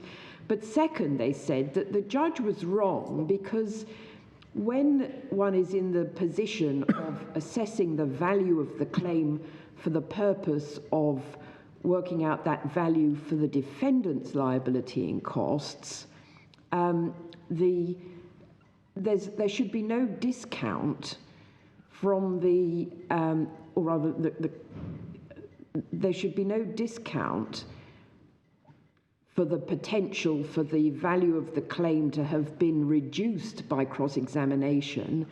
The claimant is stuck with the value of the claim that they have claimed, either by putting a value in their claim or by the way they've pleaded the case.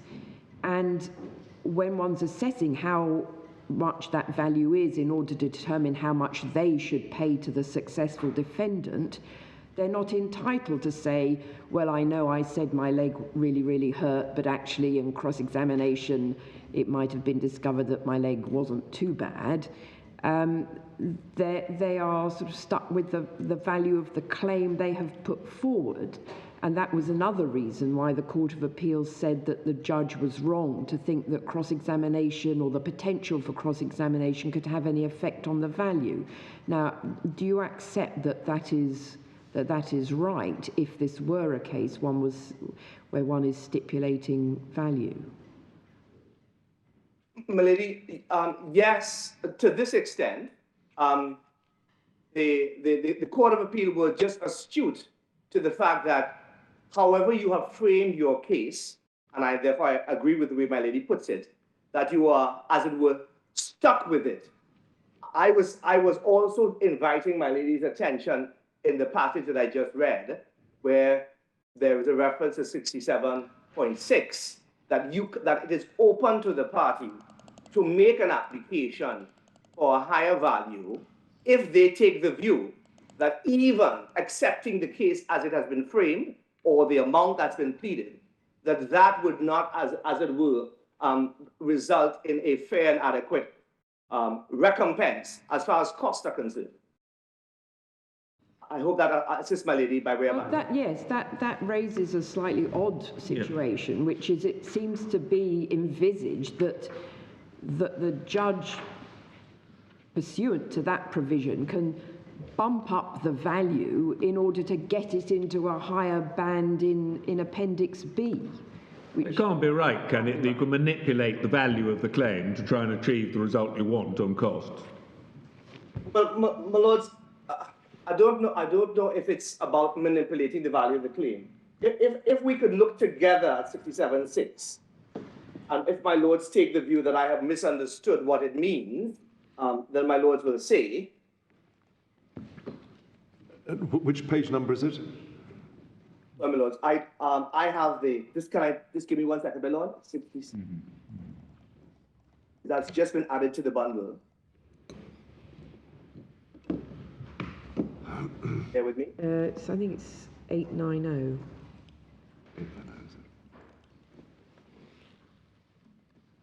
Does my lady said 890? Yes, 67.6.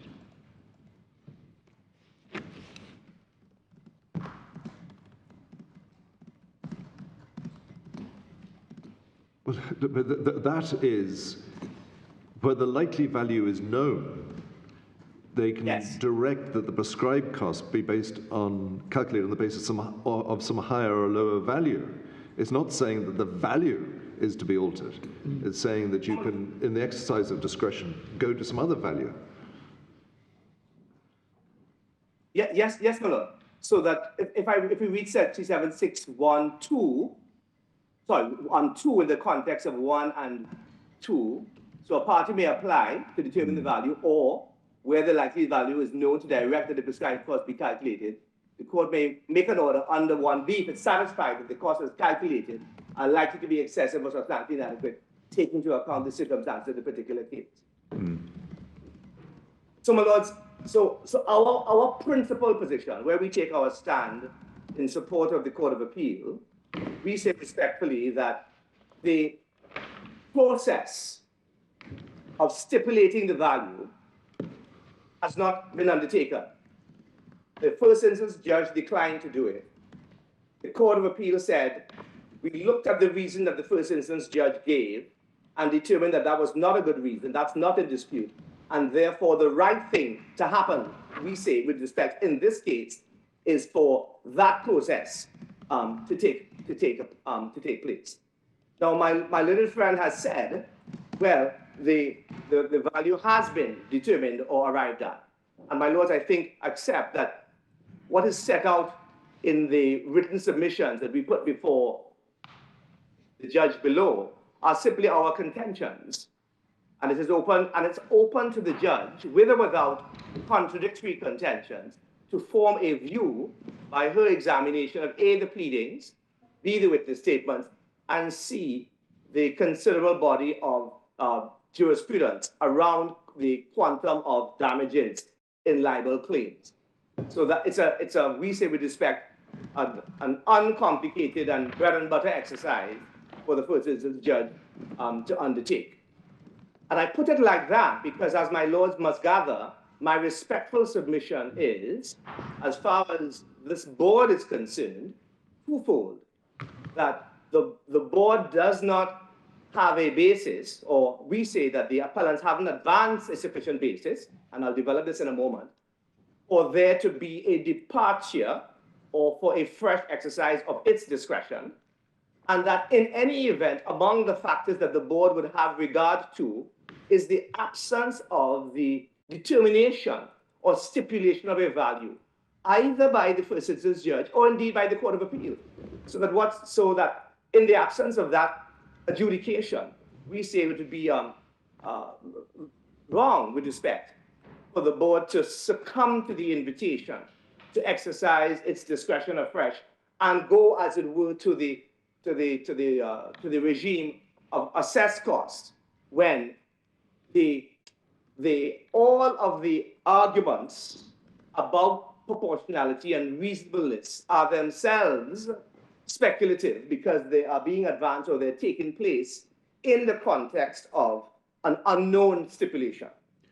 Mr. Ben, sorry, 67(6) says a party may apply to the court at a case management conference, but are you saying that it's broader than that and it can be done at the end of the proceedings as well?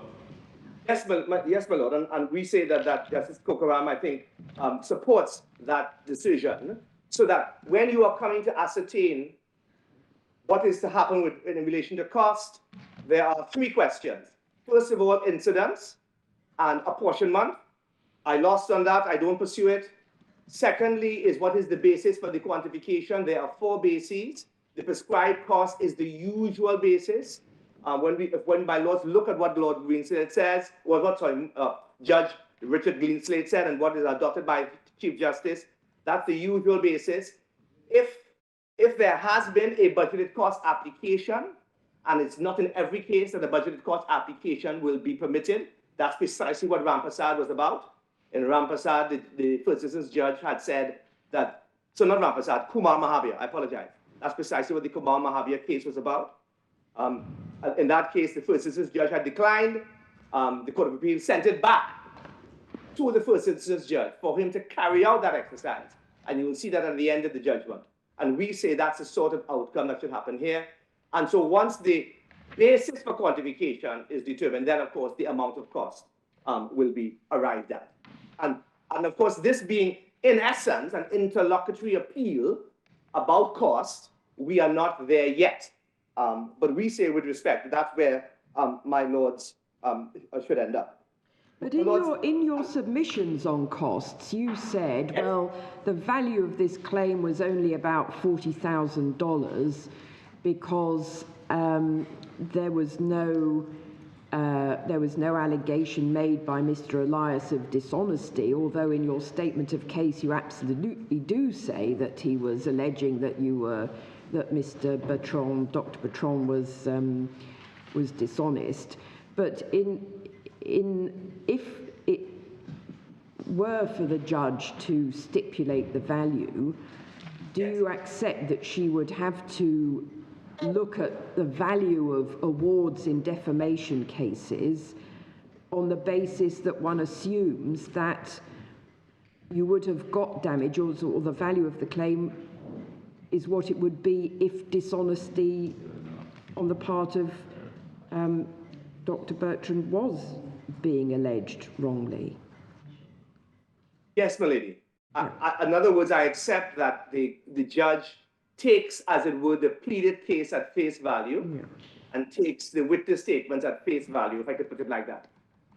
But whatever the value specified in this sort of claim, it's going to still be nowhere near on that regime, on the prescribed cost regime, anywhere near the sort of costs that have actually been incurred. You're always going to have a huge disproportion in this particular case. Now, as I understand it, you're accepting that the whole point of the regime is to eliminate a large amount of discretion that previously had to apply in any cost regime. And what you're saying is, well, the Rampasad case is wholly exceptional, and that this case is not in the wholly exceptional category, as I understand it. Yes, my lord. My lord has my point very precisely. But we'll have to take a view on that. A number of reasons have been put forward that might suggest that it is in the wholly exceptional category. But can I just move you on to a question about the Court of Appeal and their judgment? Do you take the view that the Court of Appeal was correct to regard the trial judge as having based her decision on one reason only, or do you take it, or what's your approach to what the Court of Appeal said? My Lord Bowes, my answer to my Lord's question is an unequivocal yes. That when one comes to look, as the Court of Appeal did, at paragraphs 31 and 32 of the judge's judgment, which is the only place where reasons are to be found, it is clear that the judge was operating on the premise that she didn't have sufficient material to stipulate the value of the claim. That was the reason that she gave. And that is the reason that she characterized the process as possibly being unfair. With respect, we say that there was no other reason given by the judge. What my learned friends have done is they have sought to say, well, listen, what the respondents and the Court of Appeal don't quite get what the learned judge had in her mind. She must have had these other factors in mind. We say with respect, that's not what the learned judge said, and that when you read her reasons from start to finish, that it is clear that she had a single operative factor determining the basis for her saying that in this case, notwithstanding her dismissal of the application of November 2010, that the right approach, we say wrongly, that the right approach for her at that time was to say, I cannot stipulate value. And I'll go further. There was nothing in her judgment that suggested that she regarded the stipulation of the value process as likely to lead to a gross under quantification. My point is simply this.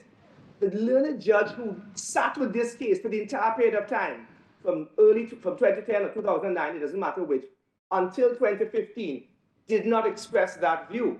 She didn't even hint at it. And so we say with respect that the learned judge, the only error that the learned judge made was thinking that she couldn't stipulate value. In fact, it turns out in law that she could.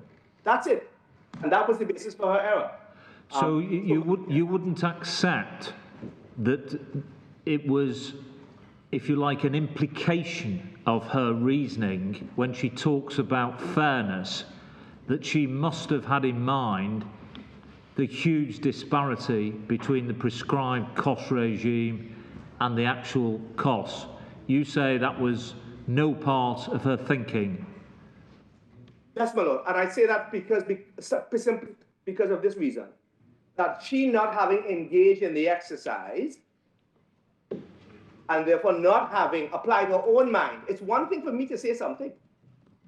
It's one thing for me to contend that the value is low, but it's another entirely for the judge applying the judicial mind to that submission to make a determination. And so the judge very deliberately, very intentionally was of the view that she couldn't make a determination or a stipulation and did not do so. And so, my lord, insofar as implication is concerned, no, my lord, there is nothing in her reasoning that supports the inference of the implication. And if you look at the submissions that she summarised in her judgment, she never, as I understand it, never heard any submissions that the costs would be disproportionate as between prescribed costs and the cost that was incurred. That argument was never even put to her, as I understand it. That's correct, my lord. The contest was between, as it crystallized, the contest was prescribed cost on a stipulated value or some other basis. But how it would work out in the wash was not addressed. And that's why you don't see anything in her judgment to that effect. But my lord, before I have to be careful about running out of time. I was intending, my lord, Lord Burrows, to try to assist my lord in relation to a number of observations that my lord made in particular as to the basis for the exercise of any discretion in the way that Mr. Mirage put it. So with my lord's leave, can I seek to address those points now? Yes. Can my lord hear me? Yes, sir. Yes. So my lord, we've already dealt with, we say, with respect to the argument or the suggestion that the costs would somehow be disproportionate. We give two answers to that. We say, firstly, we ask the court and the board not to lose sight of the fact that neither party made an application for budgeted costs, which would be your port of call, as it were, if your own assessment was that you are likely to end up in a disproportionate basis or outcome. Well, it's a difficult decision to make, isn't it? Because if you want to put in a budget for your costs, then your incentive is to say that your claim is very valuable, and that's why you should have high costs in your budget. And if you then fail in that application, and you're then left with the judge stipulating a value for your claim because you lose at the end of the day, then you're going to want to say, well, actually, my claim wasn't very valuable at all, and so it should be in a low band in Appendix B. So I can see that presents quite delicate tactical decisions. My lady, with respect, it involves the same kind of decision-making which attends all litigation. That's one. Number two, the budgeted cost regime set out at part 67.8 doesn't really require you to engage with a view as to the value of the claim. That's the stipulated value regime, 67.5. What you are looking at in 67.8, and I don't know if my lady has it before you. Yes. If you go to 67.8, you will see that, of course, a party can apply. That's one. It must be made at the first case management conference. So there is a tactical decision or a strategic decision, I should say, that has to be made about timing. Number three, the application can be made by either party. There can't be consent. And the point about not being consent is that it is something to which, as it were, the judicial mind must apply itself in due course. And then Number 4 tells you what the application must be accompanied by. Consent from the client, so you must set it out, and a statement of the amount that's being sought, and then the basis for its calculation. That's 4C. And my lady will recall, I said in answer to my Lord Stevens, that there's an hourly rate and so on. So that's where that comes from. The hourly rate, the breakdown of the cost, the fees for the different elements, and so on. And in the event that that order proves to be off the mark, then there is 67.85, that says you can vary the terms of the order made under this rule anytime prior to trial. So you're not quite locked in. So that is the distinct basis from 67.5, which I entirely accept, my lady, in some senses, might be simpler, but I think it depends on the legal practitioner. Some would be very able and very quickly to give a reliable and objective view as to value. Others who are more attuned to cost and timing and hours would find that the preparation of a budget doesn't present them with any problems. So I was seeking to provide the board with some assistance on the bases for the exercise of discretion. I've already said something about how the claim came into being, and therefore, in this case, it was simply a discontinuance, and no reason for discontinuance need be given. Part 38 makes it clear you can simply file, and once you file, then the proceedings are discontinued. And it's open to any single claimant to do it, which is what happened in this case. The first respondent did so first. The second and third respondents sought the leave of the court to withdraw, and it was granted. Thirdly, I would like to say something about access to justice and chilling effect.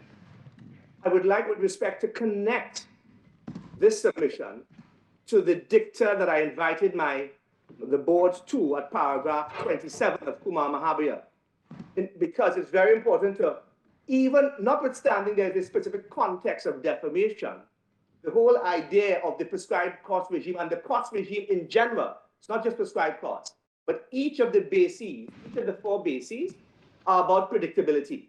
The difficulty in Trinidad and Tobago prior to the coming into force of the CPR was excessive cost, excessive delay, over complexity. This was designed or intended with the object of simplification and cost reduction. Cost reduction and cost reduction exposure are critical features of access. It is sometimes easy to think about access to the courts only in terms of, can I afford legal representation? That's perfectly valid, and it's true. But it's also a disincentive if one is going to be on the receiving end of a disproportionate or huge cost bill. Well, we don't want to encourage people, do we, to bring claims, pursue them for 5 years, and then give up on them at the last minute. That's not the sort of justice use of the court procedure that we want to be encouraging. If people have a genuine claim they want to bring to trial, that's one thing. If people have what turns out to be a claim that they don't want to bring to trial, then they shouldn't be encouraged to be bringing that sort of case. My Lord, that's a perfectly valid observation. Other than, all that I can say in answer is that no one in deciding to bring a claim at point X knows what their circumstances are going to be a year down the line, 2 years down the line, or 3 years down the line. And it is a perfectly plausible and responsible decision to say, listen, I've decided to bring a claim. It's taken too long, or it's too expensive, or it's justice has been delayed, and I'm no longer interested. That is the sort of thing that happens. And what I was trying to invite my Lord's attention to was that there was a challenge in the litigation culture that the CPR was aimed at. And so that my respectful observation is that access to justice is about costs that one has to pay to one's own legal advisors, but also exposure, because litigation is an unpredictable undertaking. That's number 2, or number 3, I should say. And in this case, insofar as there was a defamation claim that could potentially have a chilling effect, there was no injunction, nor was there any decision on the part of the claimant, the respondents in this case, to seek a budget, and therefore there was no decision to try to hold over the head of the appellant, Miss Dr. Elias, the prospect of paying a huge bill on the basis that it was being corporately funded. So we say that on the facts, the imputation disappeared, with great respect. There was no basis for that, precisely because as I said at the very beginning, the respondents. Mr. Benjamin, sorry. I'm sorry, my lord. No, I entirely accept that a budget could be used to terrorize the other side. But you don't need a budget if you've got deep pockets. You can terrorize them because they can always anticipate that costs will be assessed at the end of the trial, rather than prescribed costs. So the access to justice can equally be adversely affected by the assessment of costs. There's a balance to be made in each individual case. My lord, I have two answers to that. I go back to Lord Bowers' point and my citation of Chief Justice Sharma as to the premise upon which the new cost, plural, these four new cost regimes were brought into being.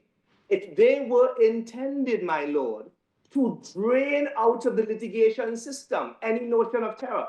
That was their purpose. The purpose was that if there is, on any basis, if you make an application for a budgeted cost, then you know exactly what you're in for, win or lose. So that a decision can be made about continuing in the litigation. Precisely because, of course, the way that both budgeted costs and prescribed costs work is that they work, that is to say, they depend upon the stage of the litigation at which you have reached. And so that one, at the end of the first case management conference, can decide that the candle is worth more than the funeral and go no further. In relation to prescribed costs, both sides can form an informed, legally advised view as to the nature of the claim and therefore what their liability is likely to be. It is precisely for that reason that both in Part 38 and throughout 67, I should say, prescribed costs are the general rule.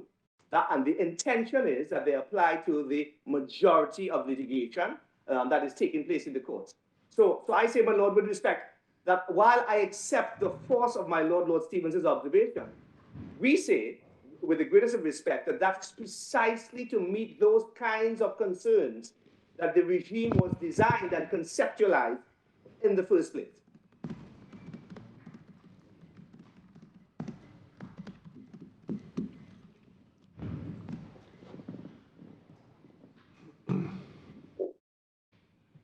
My lords, can I just turn, I don't know where I am in terms of time, but I just wanted to make one observation in relation to one decision cited by my learned friend, yes, and say something about a couple of the other cases. So with my lord's leave, can I turn first of all to Singh, which is a decision of this board. I think it is to be found on page 853. 853. Thank you. Of the bundle.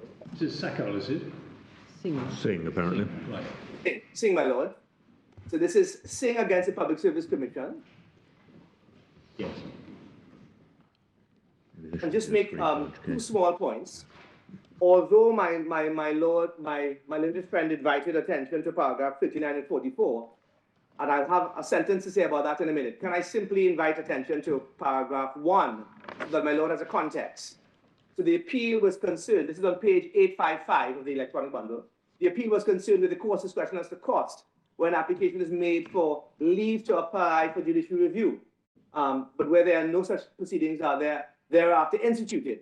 So it's different from our case in the sense that it concerns public law litigation, judicial review, and the consensus in the jurisprudence of Trinidad and Tobago is that in the access cost regime is what normally applies to judicial review and constitutional motion, with which I'm sure the board is very familiar. And so we say when we invite attention now in that context, we say, first of all, the case is eminently distinguishable. We say in that context, we say that the dicta of Lord Briggs at 38 and 39, we say that there is no basis in reliance on this decision at any rate. I've already given you my answers as far as the other bases for the exercise of discretion. We say that there is no basis for the board to seek to exercise its discretion. And then thirdly, we say that cost is one of those matters peculiarly appropriate for its development and its policing by the local courts. And we say that the board should be very slow. And that's why we invited my Lord's attention to paragraph 2 of this decision. At the very beginning of our written case, the board should be very slow to take the view that it should exercise its own discretion, not being as au fait and as familiar with A, the litigation culture, B, a broader context which led to the rules, and C, the particular factual circumstances that would give rise to, how do I put it, a fact and location-specific exercise of discretion, which we say cost falls into. So it's one of those areas where that we respectfully submit that the board would exercise a degree of restraint before it embarked, as it were, in the exercise of its own discretion. And suppose we thought that the Court of Appeal had erred in not exercising its discretion. Yes. Would you invite us then to send the case back to the Court of Appeal and or the first instance judge and ask to start all over again, basically, and have the same argument that you had back in whenever you did before the judge after the hearing, decide what order to make?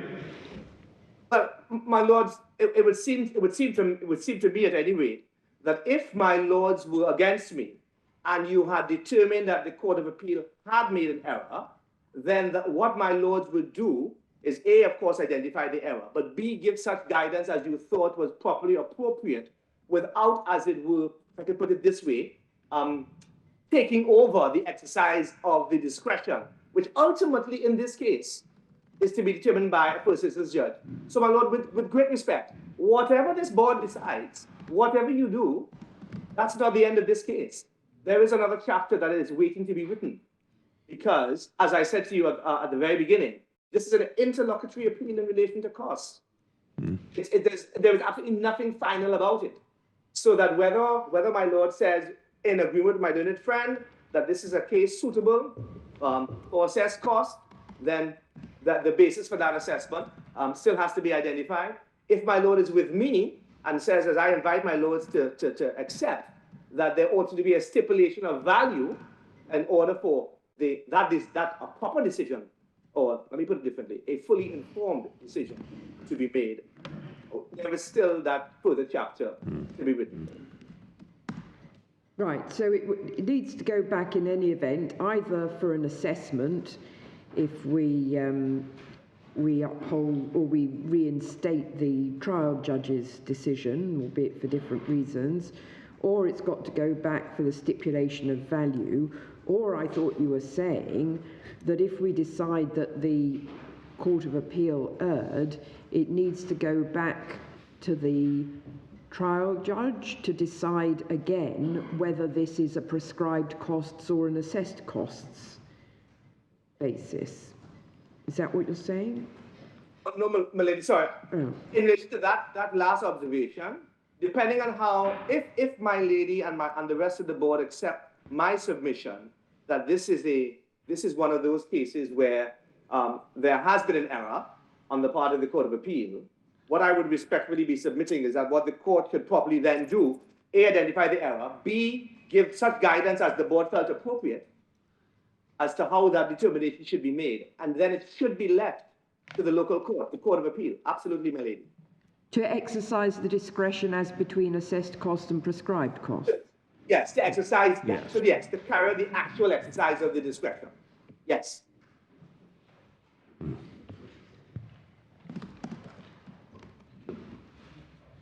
So, my lord, might I seek now, unless my lords have some further questions, can I seek to just pull the threads together of my oral submission?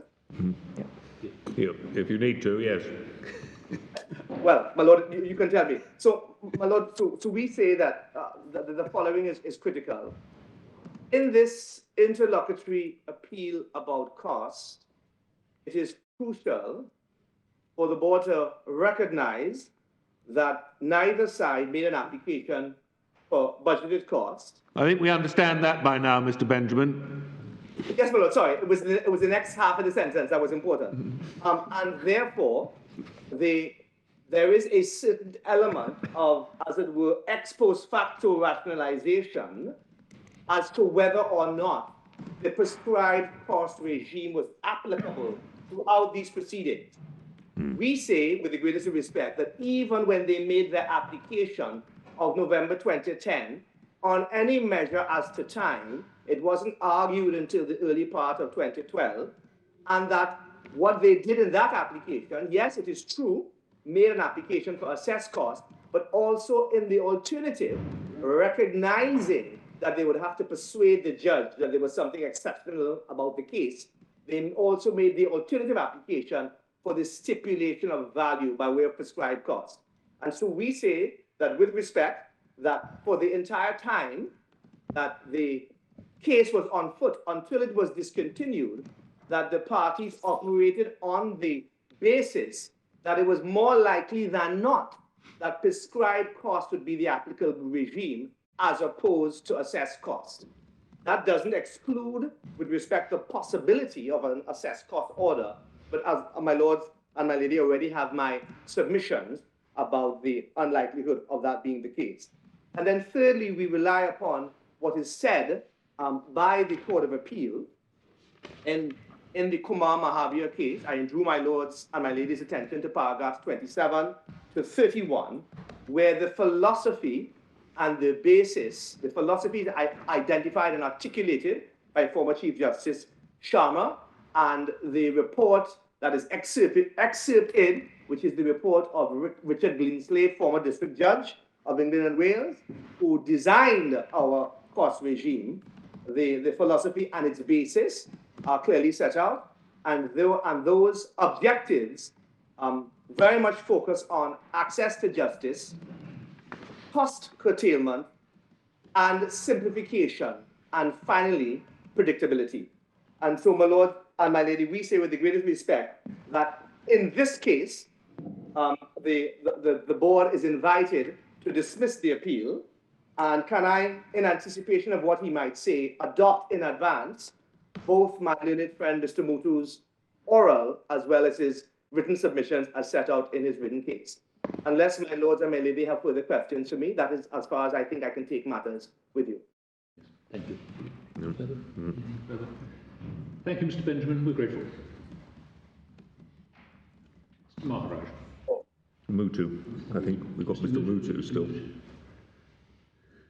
Good afternoon, my lord, my lady. Thank you. Can you hear me? Yes. Yes. Yes. Yes, Mr. Benjamin has covered a lot of what I had intended to cover, so I hope that I can be reasonably brief. Do you have any conflict of interest on this appeal with the other claimants? Your interests are identical, aren't they? I would say so, my lord, yes. In many Yes. respects. So I'm not quite sure why there are two of you appearing to make what's basically one case. Well, my lord, as Mr. Benjamin indicated at the outset, Mr. Bertrand has departed. There's no connection now between Mr. Bertrand and the companies. They have been separately legally represented at the Court of Appeal, and we have been separately instructed. The order which has been made by the Court of Appeal, well, the order which has been made by the judge and the Court of Appeal makes the parties jointly and severally liable for costs. They are independent entities, and in those circumstances, my lord, the situation has arisen because each party wants to have a say as to whether or not they should be having to bear the liability for costs under the prescribed regime or assessed regime or any other regime. Now, if you were successful on the appeal, you wouldn't expect to get more than one set of costs between you, would you? Appellant, I think that I will have to agree with that. All right. Well, Mr. Mutu, Mr. Benjamin's allowed you about 10 minutes maximum in order to make your submissions. So we'll sit and listen. Well, yes, I'll see what I can do then. The first point, which I will just make very briefly, my lords and my lady, is it concerns whether the Court of Appeal exercised its discretion at all. I simply say the first of all that argument ought not properly to be entertained on the appeal. It's not in the appellant's grounds. That's at page 496 of the appeal. It's similarly not in the agreed statement of facts and issues. That's at page 508 of the key documents bundle. And I say that the nature of the appeal, which was before the Court of Appeal, when the appeal was argued, as you will see from the transcript there, the Court of Appeal was clear that what was before it was the exercise of a discretion. It had all of the material before it when it was reviewing the exercise of the judge's discretion. And when it arrived at the view that the judge had exercised that discretion improperly. In my respectful submission, the inference must be that the Court of Appeal understood in making the orders that it did, that it was exercising a discretion.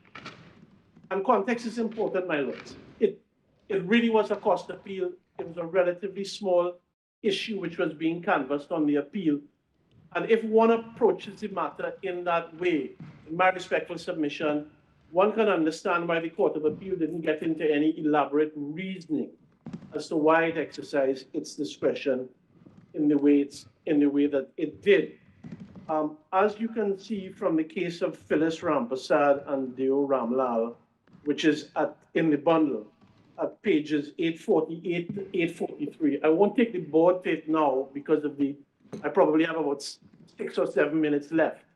But I will simply say that in that case, the board had no difficulty in a cost appeal in inferring the reason for the judge making a cost order. Now, I appreciate it's not on all fours, but I cite the case simply to demonstrate that the board can infer that in this circumstances, the Court of Appeal was conscious that it was exercising a discretion and did exercise the discretion. Yes. The last point I make in relation to that is that when one looks at what was being asked for on the appeal, it was clear that the respondents, rather the appellants to the appeal, were asking for the matter to be remitted to the judge on the basis that a value be stipulated for the claim. And therefore, at the level of the Court of Appeal, the parties were aware that this was the order which was being asked for. And the respondent to the appeal, who is the appellant here, made no submissions to the contrary. So it would be really unfair for the issue to have come before the Court of Appeal where an order of that nature was being asked for. The Court of Appeal made that order in circumstances where the appellants here did not advance any reasons as to why it should not be entertained. If I could move quickly now to the second issue, and I think the more substantive one, which has detained the board today. And it comes down to the question as to the exercise of the discretion by the board if it was inclined to do so.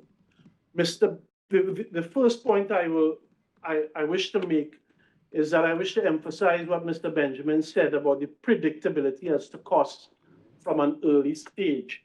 And there are two passages in the Kumar Mahabir case that I would like to take the board to.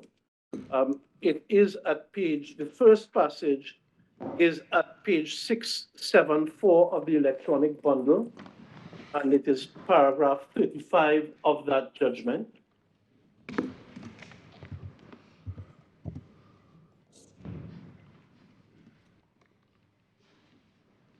And what this passage emphasizes is the question of a deliberate choice being made in this jurisdiction. as to how prescribed costs and costs generally are dealt with. Here the Court of Appeal said, unlike the UK system, and deliberately so, neither the scheme of prescribed or budgeted costs in our CPR invites the court to embark upon any detailed assessment of the costs actually incurred by the parties at the end of the trial. We are mindful of the deliberate choice in this jurisdiction by the framers of the rule to eliminate the days of long drawn-out cost processes with unpredictable results and to create a more predictable regime of costs in Part 67 CPR. And again, at paragraph 52, which is at page 680 of that judgment, the Court of Appeal says this here, admittedly in relation to budgeted costs, but the principle is nonetheless important in my respectful submission. They say this: first, the cost budget application is made at or before the first CMC. It is not, therefore, an application that can be made late in the proceedings when the party sees where the wind is blowing. It is designed, much like the prescribed cost measure, to set at an early stage of the proceeding a predictable measure of cost exposure for both parties. The parties will therefore be fully aware at this early stage of the extent of the cost that is considered reasonable and proportionate, the limit of their recovery of cost, and the nature of their own cost investment in pursuing the litigation in light of that budget. What I take from that is an emphasis by the Court of Appeal that in this jurisdiction, it is clear that a philosophy was embraced where parties would, at a very early stage of the proceedings, have to make a choice as to what their cost exposure was likely to be or what they wanted it to be. They had control over that process through the mechanism of making an application for budgeted costs, which they did not make in this. And they simply also had control by making an application to value the claim.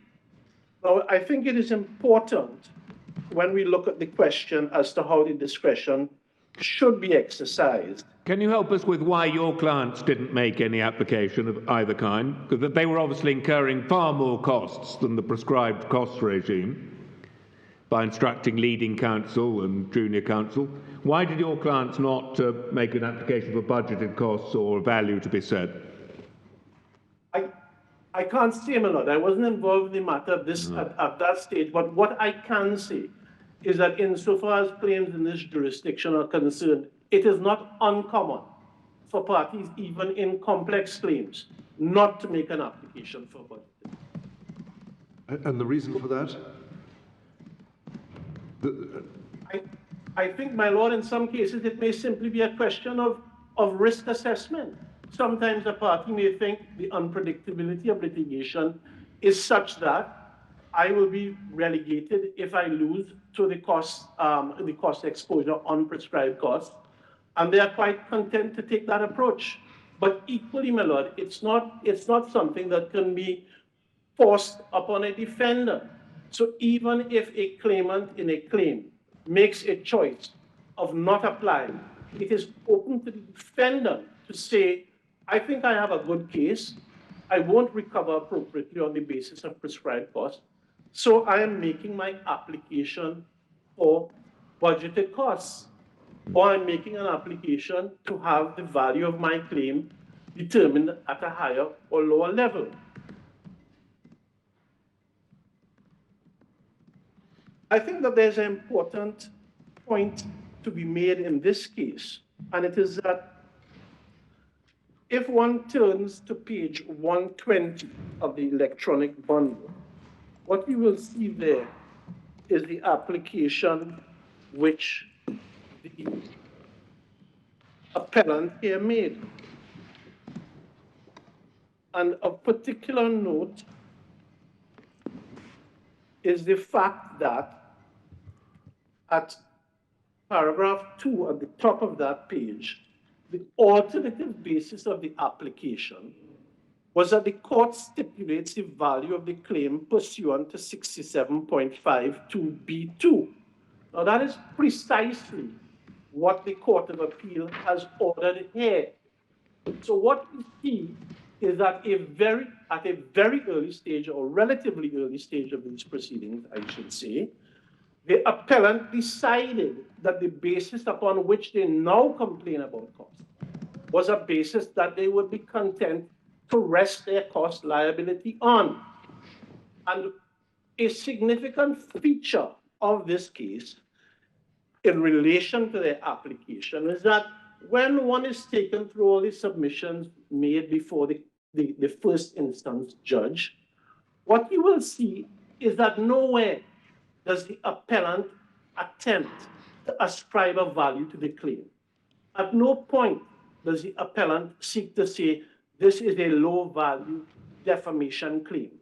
So one must proceed on the basis that when the appellant made this application, the appellant made a conscious choice that it would be satisfied for its cost to be, for his cost to be paid on the basis of a prescribed cost basis. And if there was any doubt about that, one... How can you say that when he's saying prescribed costs will be wholly insufficient in paragraph 2?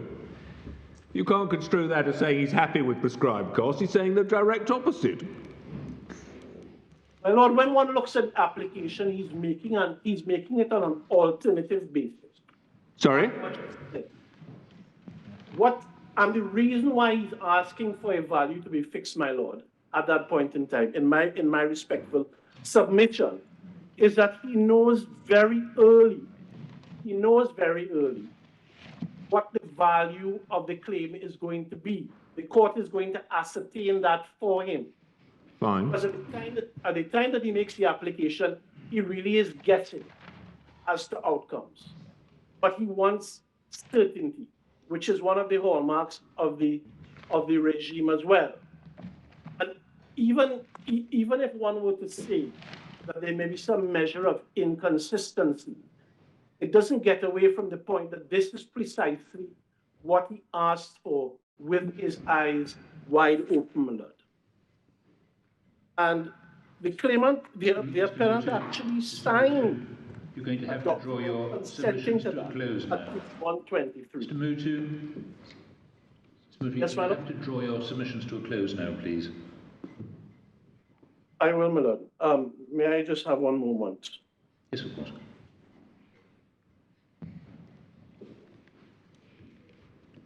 The last point I would make is a fairly obvious one, my Lord, is that this matter went on for 4.5 years. The appellant had a variety of options open to him, did not select them. He did make an application to fix the value of the claim. It was refused. He made no appeal. There is one final issue. There appears to be, as the matter has unfolded before the board, a suggestion that the claim might have been unmeritorious. And I simply want to make 3 or 4 very brief points about that. Well, you discontinued the action, so it's not for you now to argue that your claim had some merit. Well, my lady, with respect, I'm not sure. If your claim had merit, then you should have brought it to trial, but it didn't, and that's why you discontinued. Well, my lady, my answer to that is one needs to look at the context, and you were taken to page 175 of the electronic bundle. And the issue here is this. When the claim was filed, as you will see at pages 9 and 10, the claim was filed, in my respectful submission, not on a frivolous basis. You have set out at pages 9 and 10 of the electronic bundle the words which were uttered. No application was made to strike out the claim. If the claim was unmeritorious, one would have thought that that would have been made. Well, you accepted in paragraph 14, the new board, who are your clients, that the claim was ill-founded. That's your position, isn't it, that you brought a claim that was ill-founded? My Lord, that is on the evidence. I don't dispute that. But what is clear is that you had 2 different boards. The first board, with the benefit of legal advice, brought this claim. It's not uncommon that another board comes in and significantly, you will see. Well, which board are you representing today, the old board or the new board? Lord, I'm not representing either board. Well, the company, instructed by the new board that it's ill-founded. My Lord, when one looks at the record, you will see that there's no suggestion that this was done with the benefit of legal advice. It's clear that the relationship between Mr. Bertrand and the companies was acrimonious. We simply don't know. And in my respectful submission, there is there's no sufficient evidence before the board to infer that the claim was withdrawn because it was unmeritorious. Parties withdraw claims all the time for all kinds of reasons. Is my submission on that. We've got paragraph 14. And it's respectfully wrong for the board to make an inference that the claim was drawn or was withdrawn because it was unmeritorious. Those are my submissions. We're grateful to you for your submissions. You must now close, I'm afraid. I'm guided, my Lord. Thank you. Thank you, Mr. Booted. Mr. Maharaj. Much obliged, my lords and my lady. The first point I just want to reply to Mr. Mutu. We did have a ground of appeal at page 496 that the Court of Appeal ought to have considered all the circumstances of the case. That's at 496, ground number 3. Further, the same reasons, even assuming that it was right to say that the judge had failed to express an adequate reason for departing from the general rule, the Court of Appeal was wrong to order the judge to stipulate a value for the purposes of prescribed costs. The Court of Appeal ought to have considered all the circumstances of the case and considered whether the likely award of prescribed costs would fairly compensate the appellant for the cost of defending the claim up to discontinuance. Had it done so, it would have found that there were more than adequate reasons for departing from the general. My Lord, I accept that predictability is a factor in fairness between the parties. The prescribed costs would predict low costs. But in this case, the respondents did not make the effort to restrain costs to within prescribed costs. They instructed senior advocates.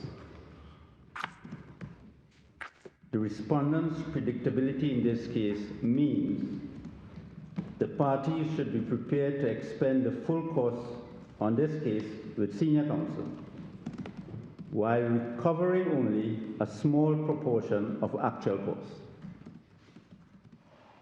This is a form of predictability that suits a well-resourced party like the companies in this case.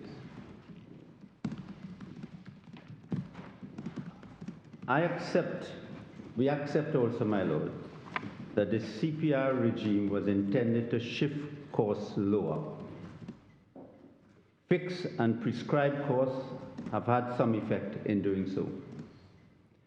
But prescribed costs remain, in many cases, inadequate to give reasonable recovery. The agreed bands of fees my learned friend Mr. Benjamin referred to will lead in many cases to much higher costs than prescribed costs. In other words, real costs are significantly higher than fixed costs or prescribed costs. I accept the policy of the CPR is to bring costs down, but in the individual case, it is not always fair on an individual to restrict his recovery to prescribed costs if his real costs are much higher. It really depends on the facts and circumstances of the case, and we submit that this is an exceptional case. In respect of budgeting, I accept failing to apply for a budget is a factor in fairness in the exercise of discretion of the court. In this case, the appellant missed the first CMC, missed that opportunity, but applied immediately after for an alternative. That gives an element of notice to the respondent of it was not prescribed, it was not a case of prescribed costs that was being claimed. question for the court at the end of the case is whether the appellant should be penalized for failure to apply for budgeted costs. In the submission for costs which was made before the judge, and that was made, if one looks at page, if the board looks at page 185,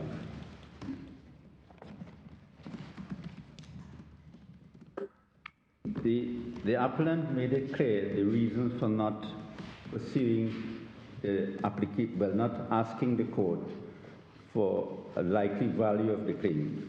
You would see at page 185, paragraph 618, saying that the court has to exercise the discretion. At page 186, at paragraph 6113, in the event that no value can be placed on the claim which we submitted is the case here, and no likely value is known, then it is submitted that the court must find prescribed cost regime does not apply and costs must be assessed. So you were encouraging the judge in the mistaken submission, in the mistaken approach that she took. It was based on your submission, Mr. Maharaj. Well, my lord, what we were saying, in the light of the fact that she had already dismissed the application, we wanted costs to be assessed. If you'd given some better reasons for doing so then, you might not have had to come all the way here. But my lord, the only reason I could give at that time, it was a new working of the new rules, and I think the lawyers did not really. It was. And when did the new rules come into effect? The new rules came into effect in 2005. Well, you've been able to think of 4 good reasons when you got here, but if you'd given one of them before the judge, it might have helped. My lord, even Justice Kokaran, in the judgment of Mahabir at page 664,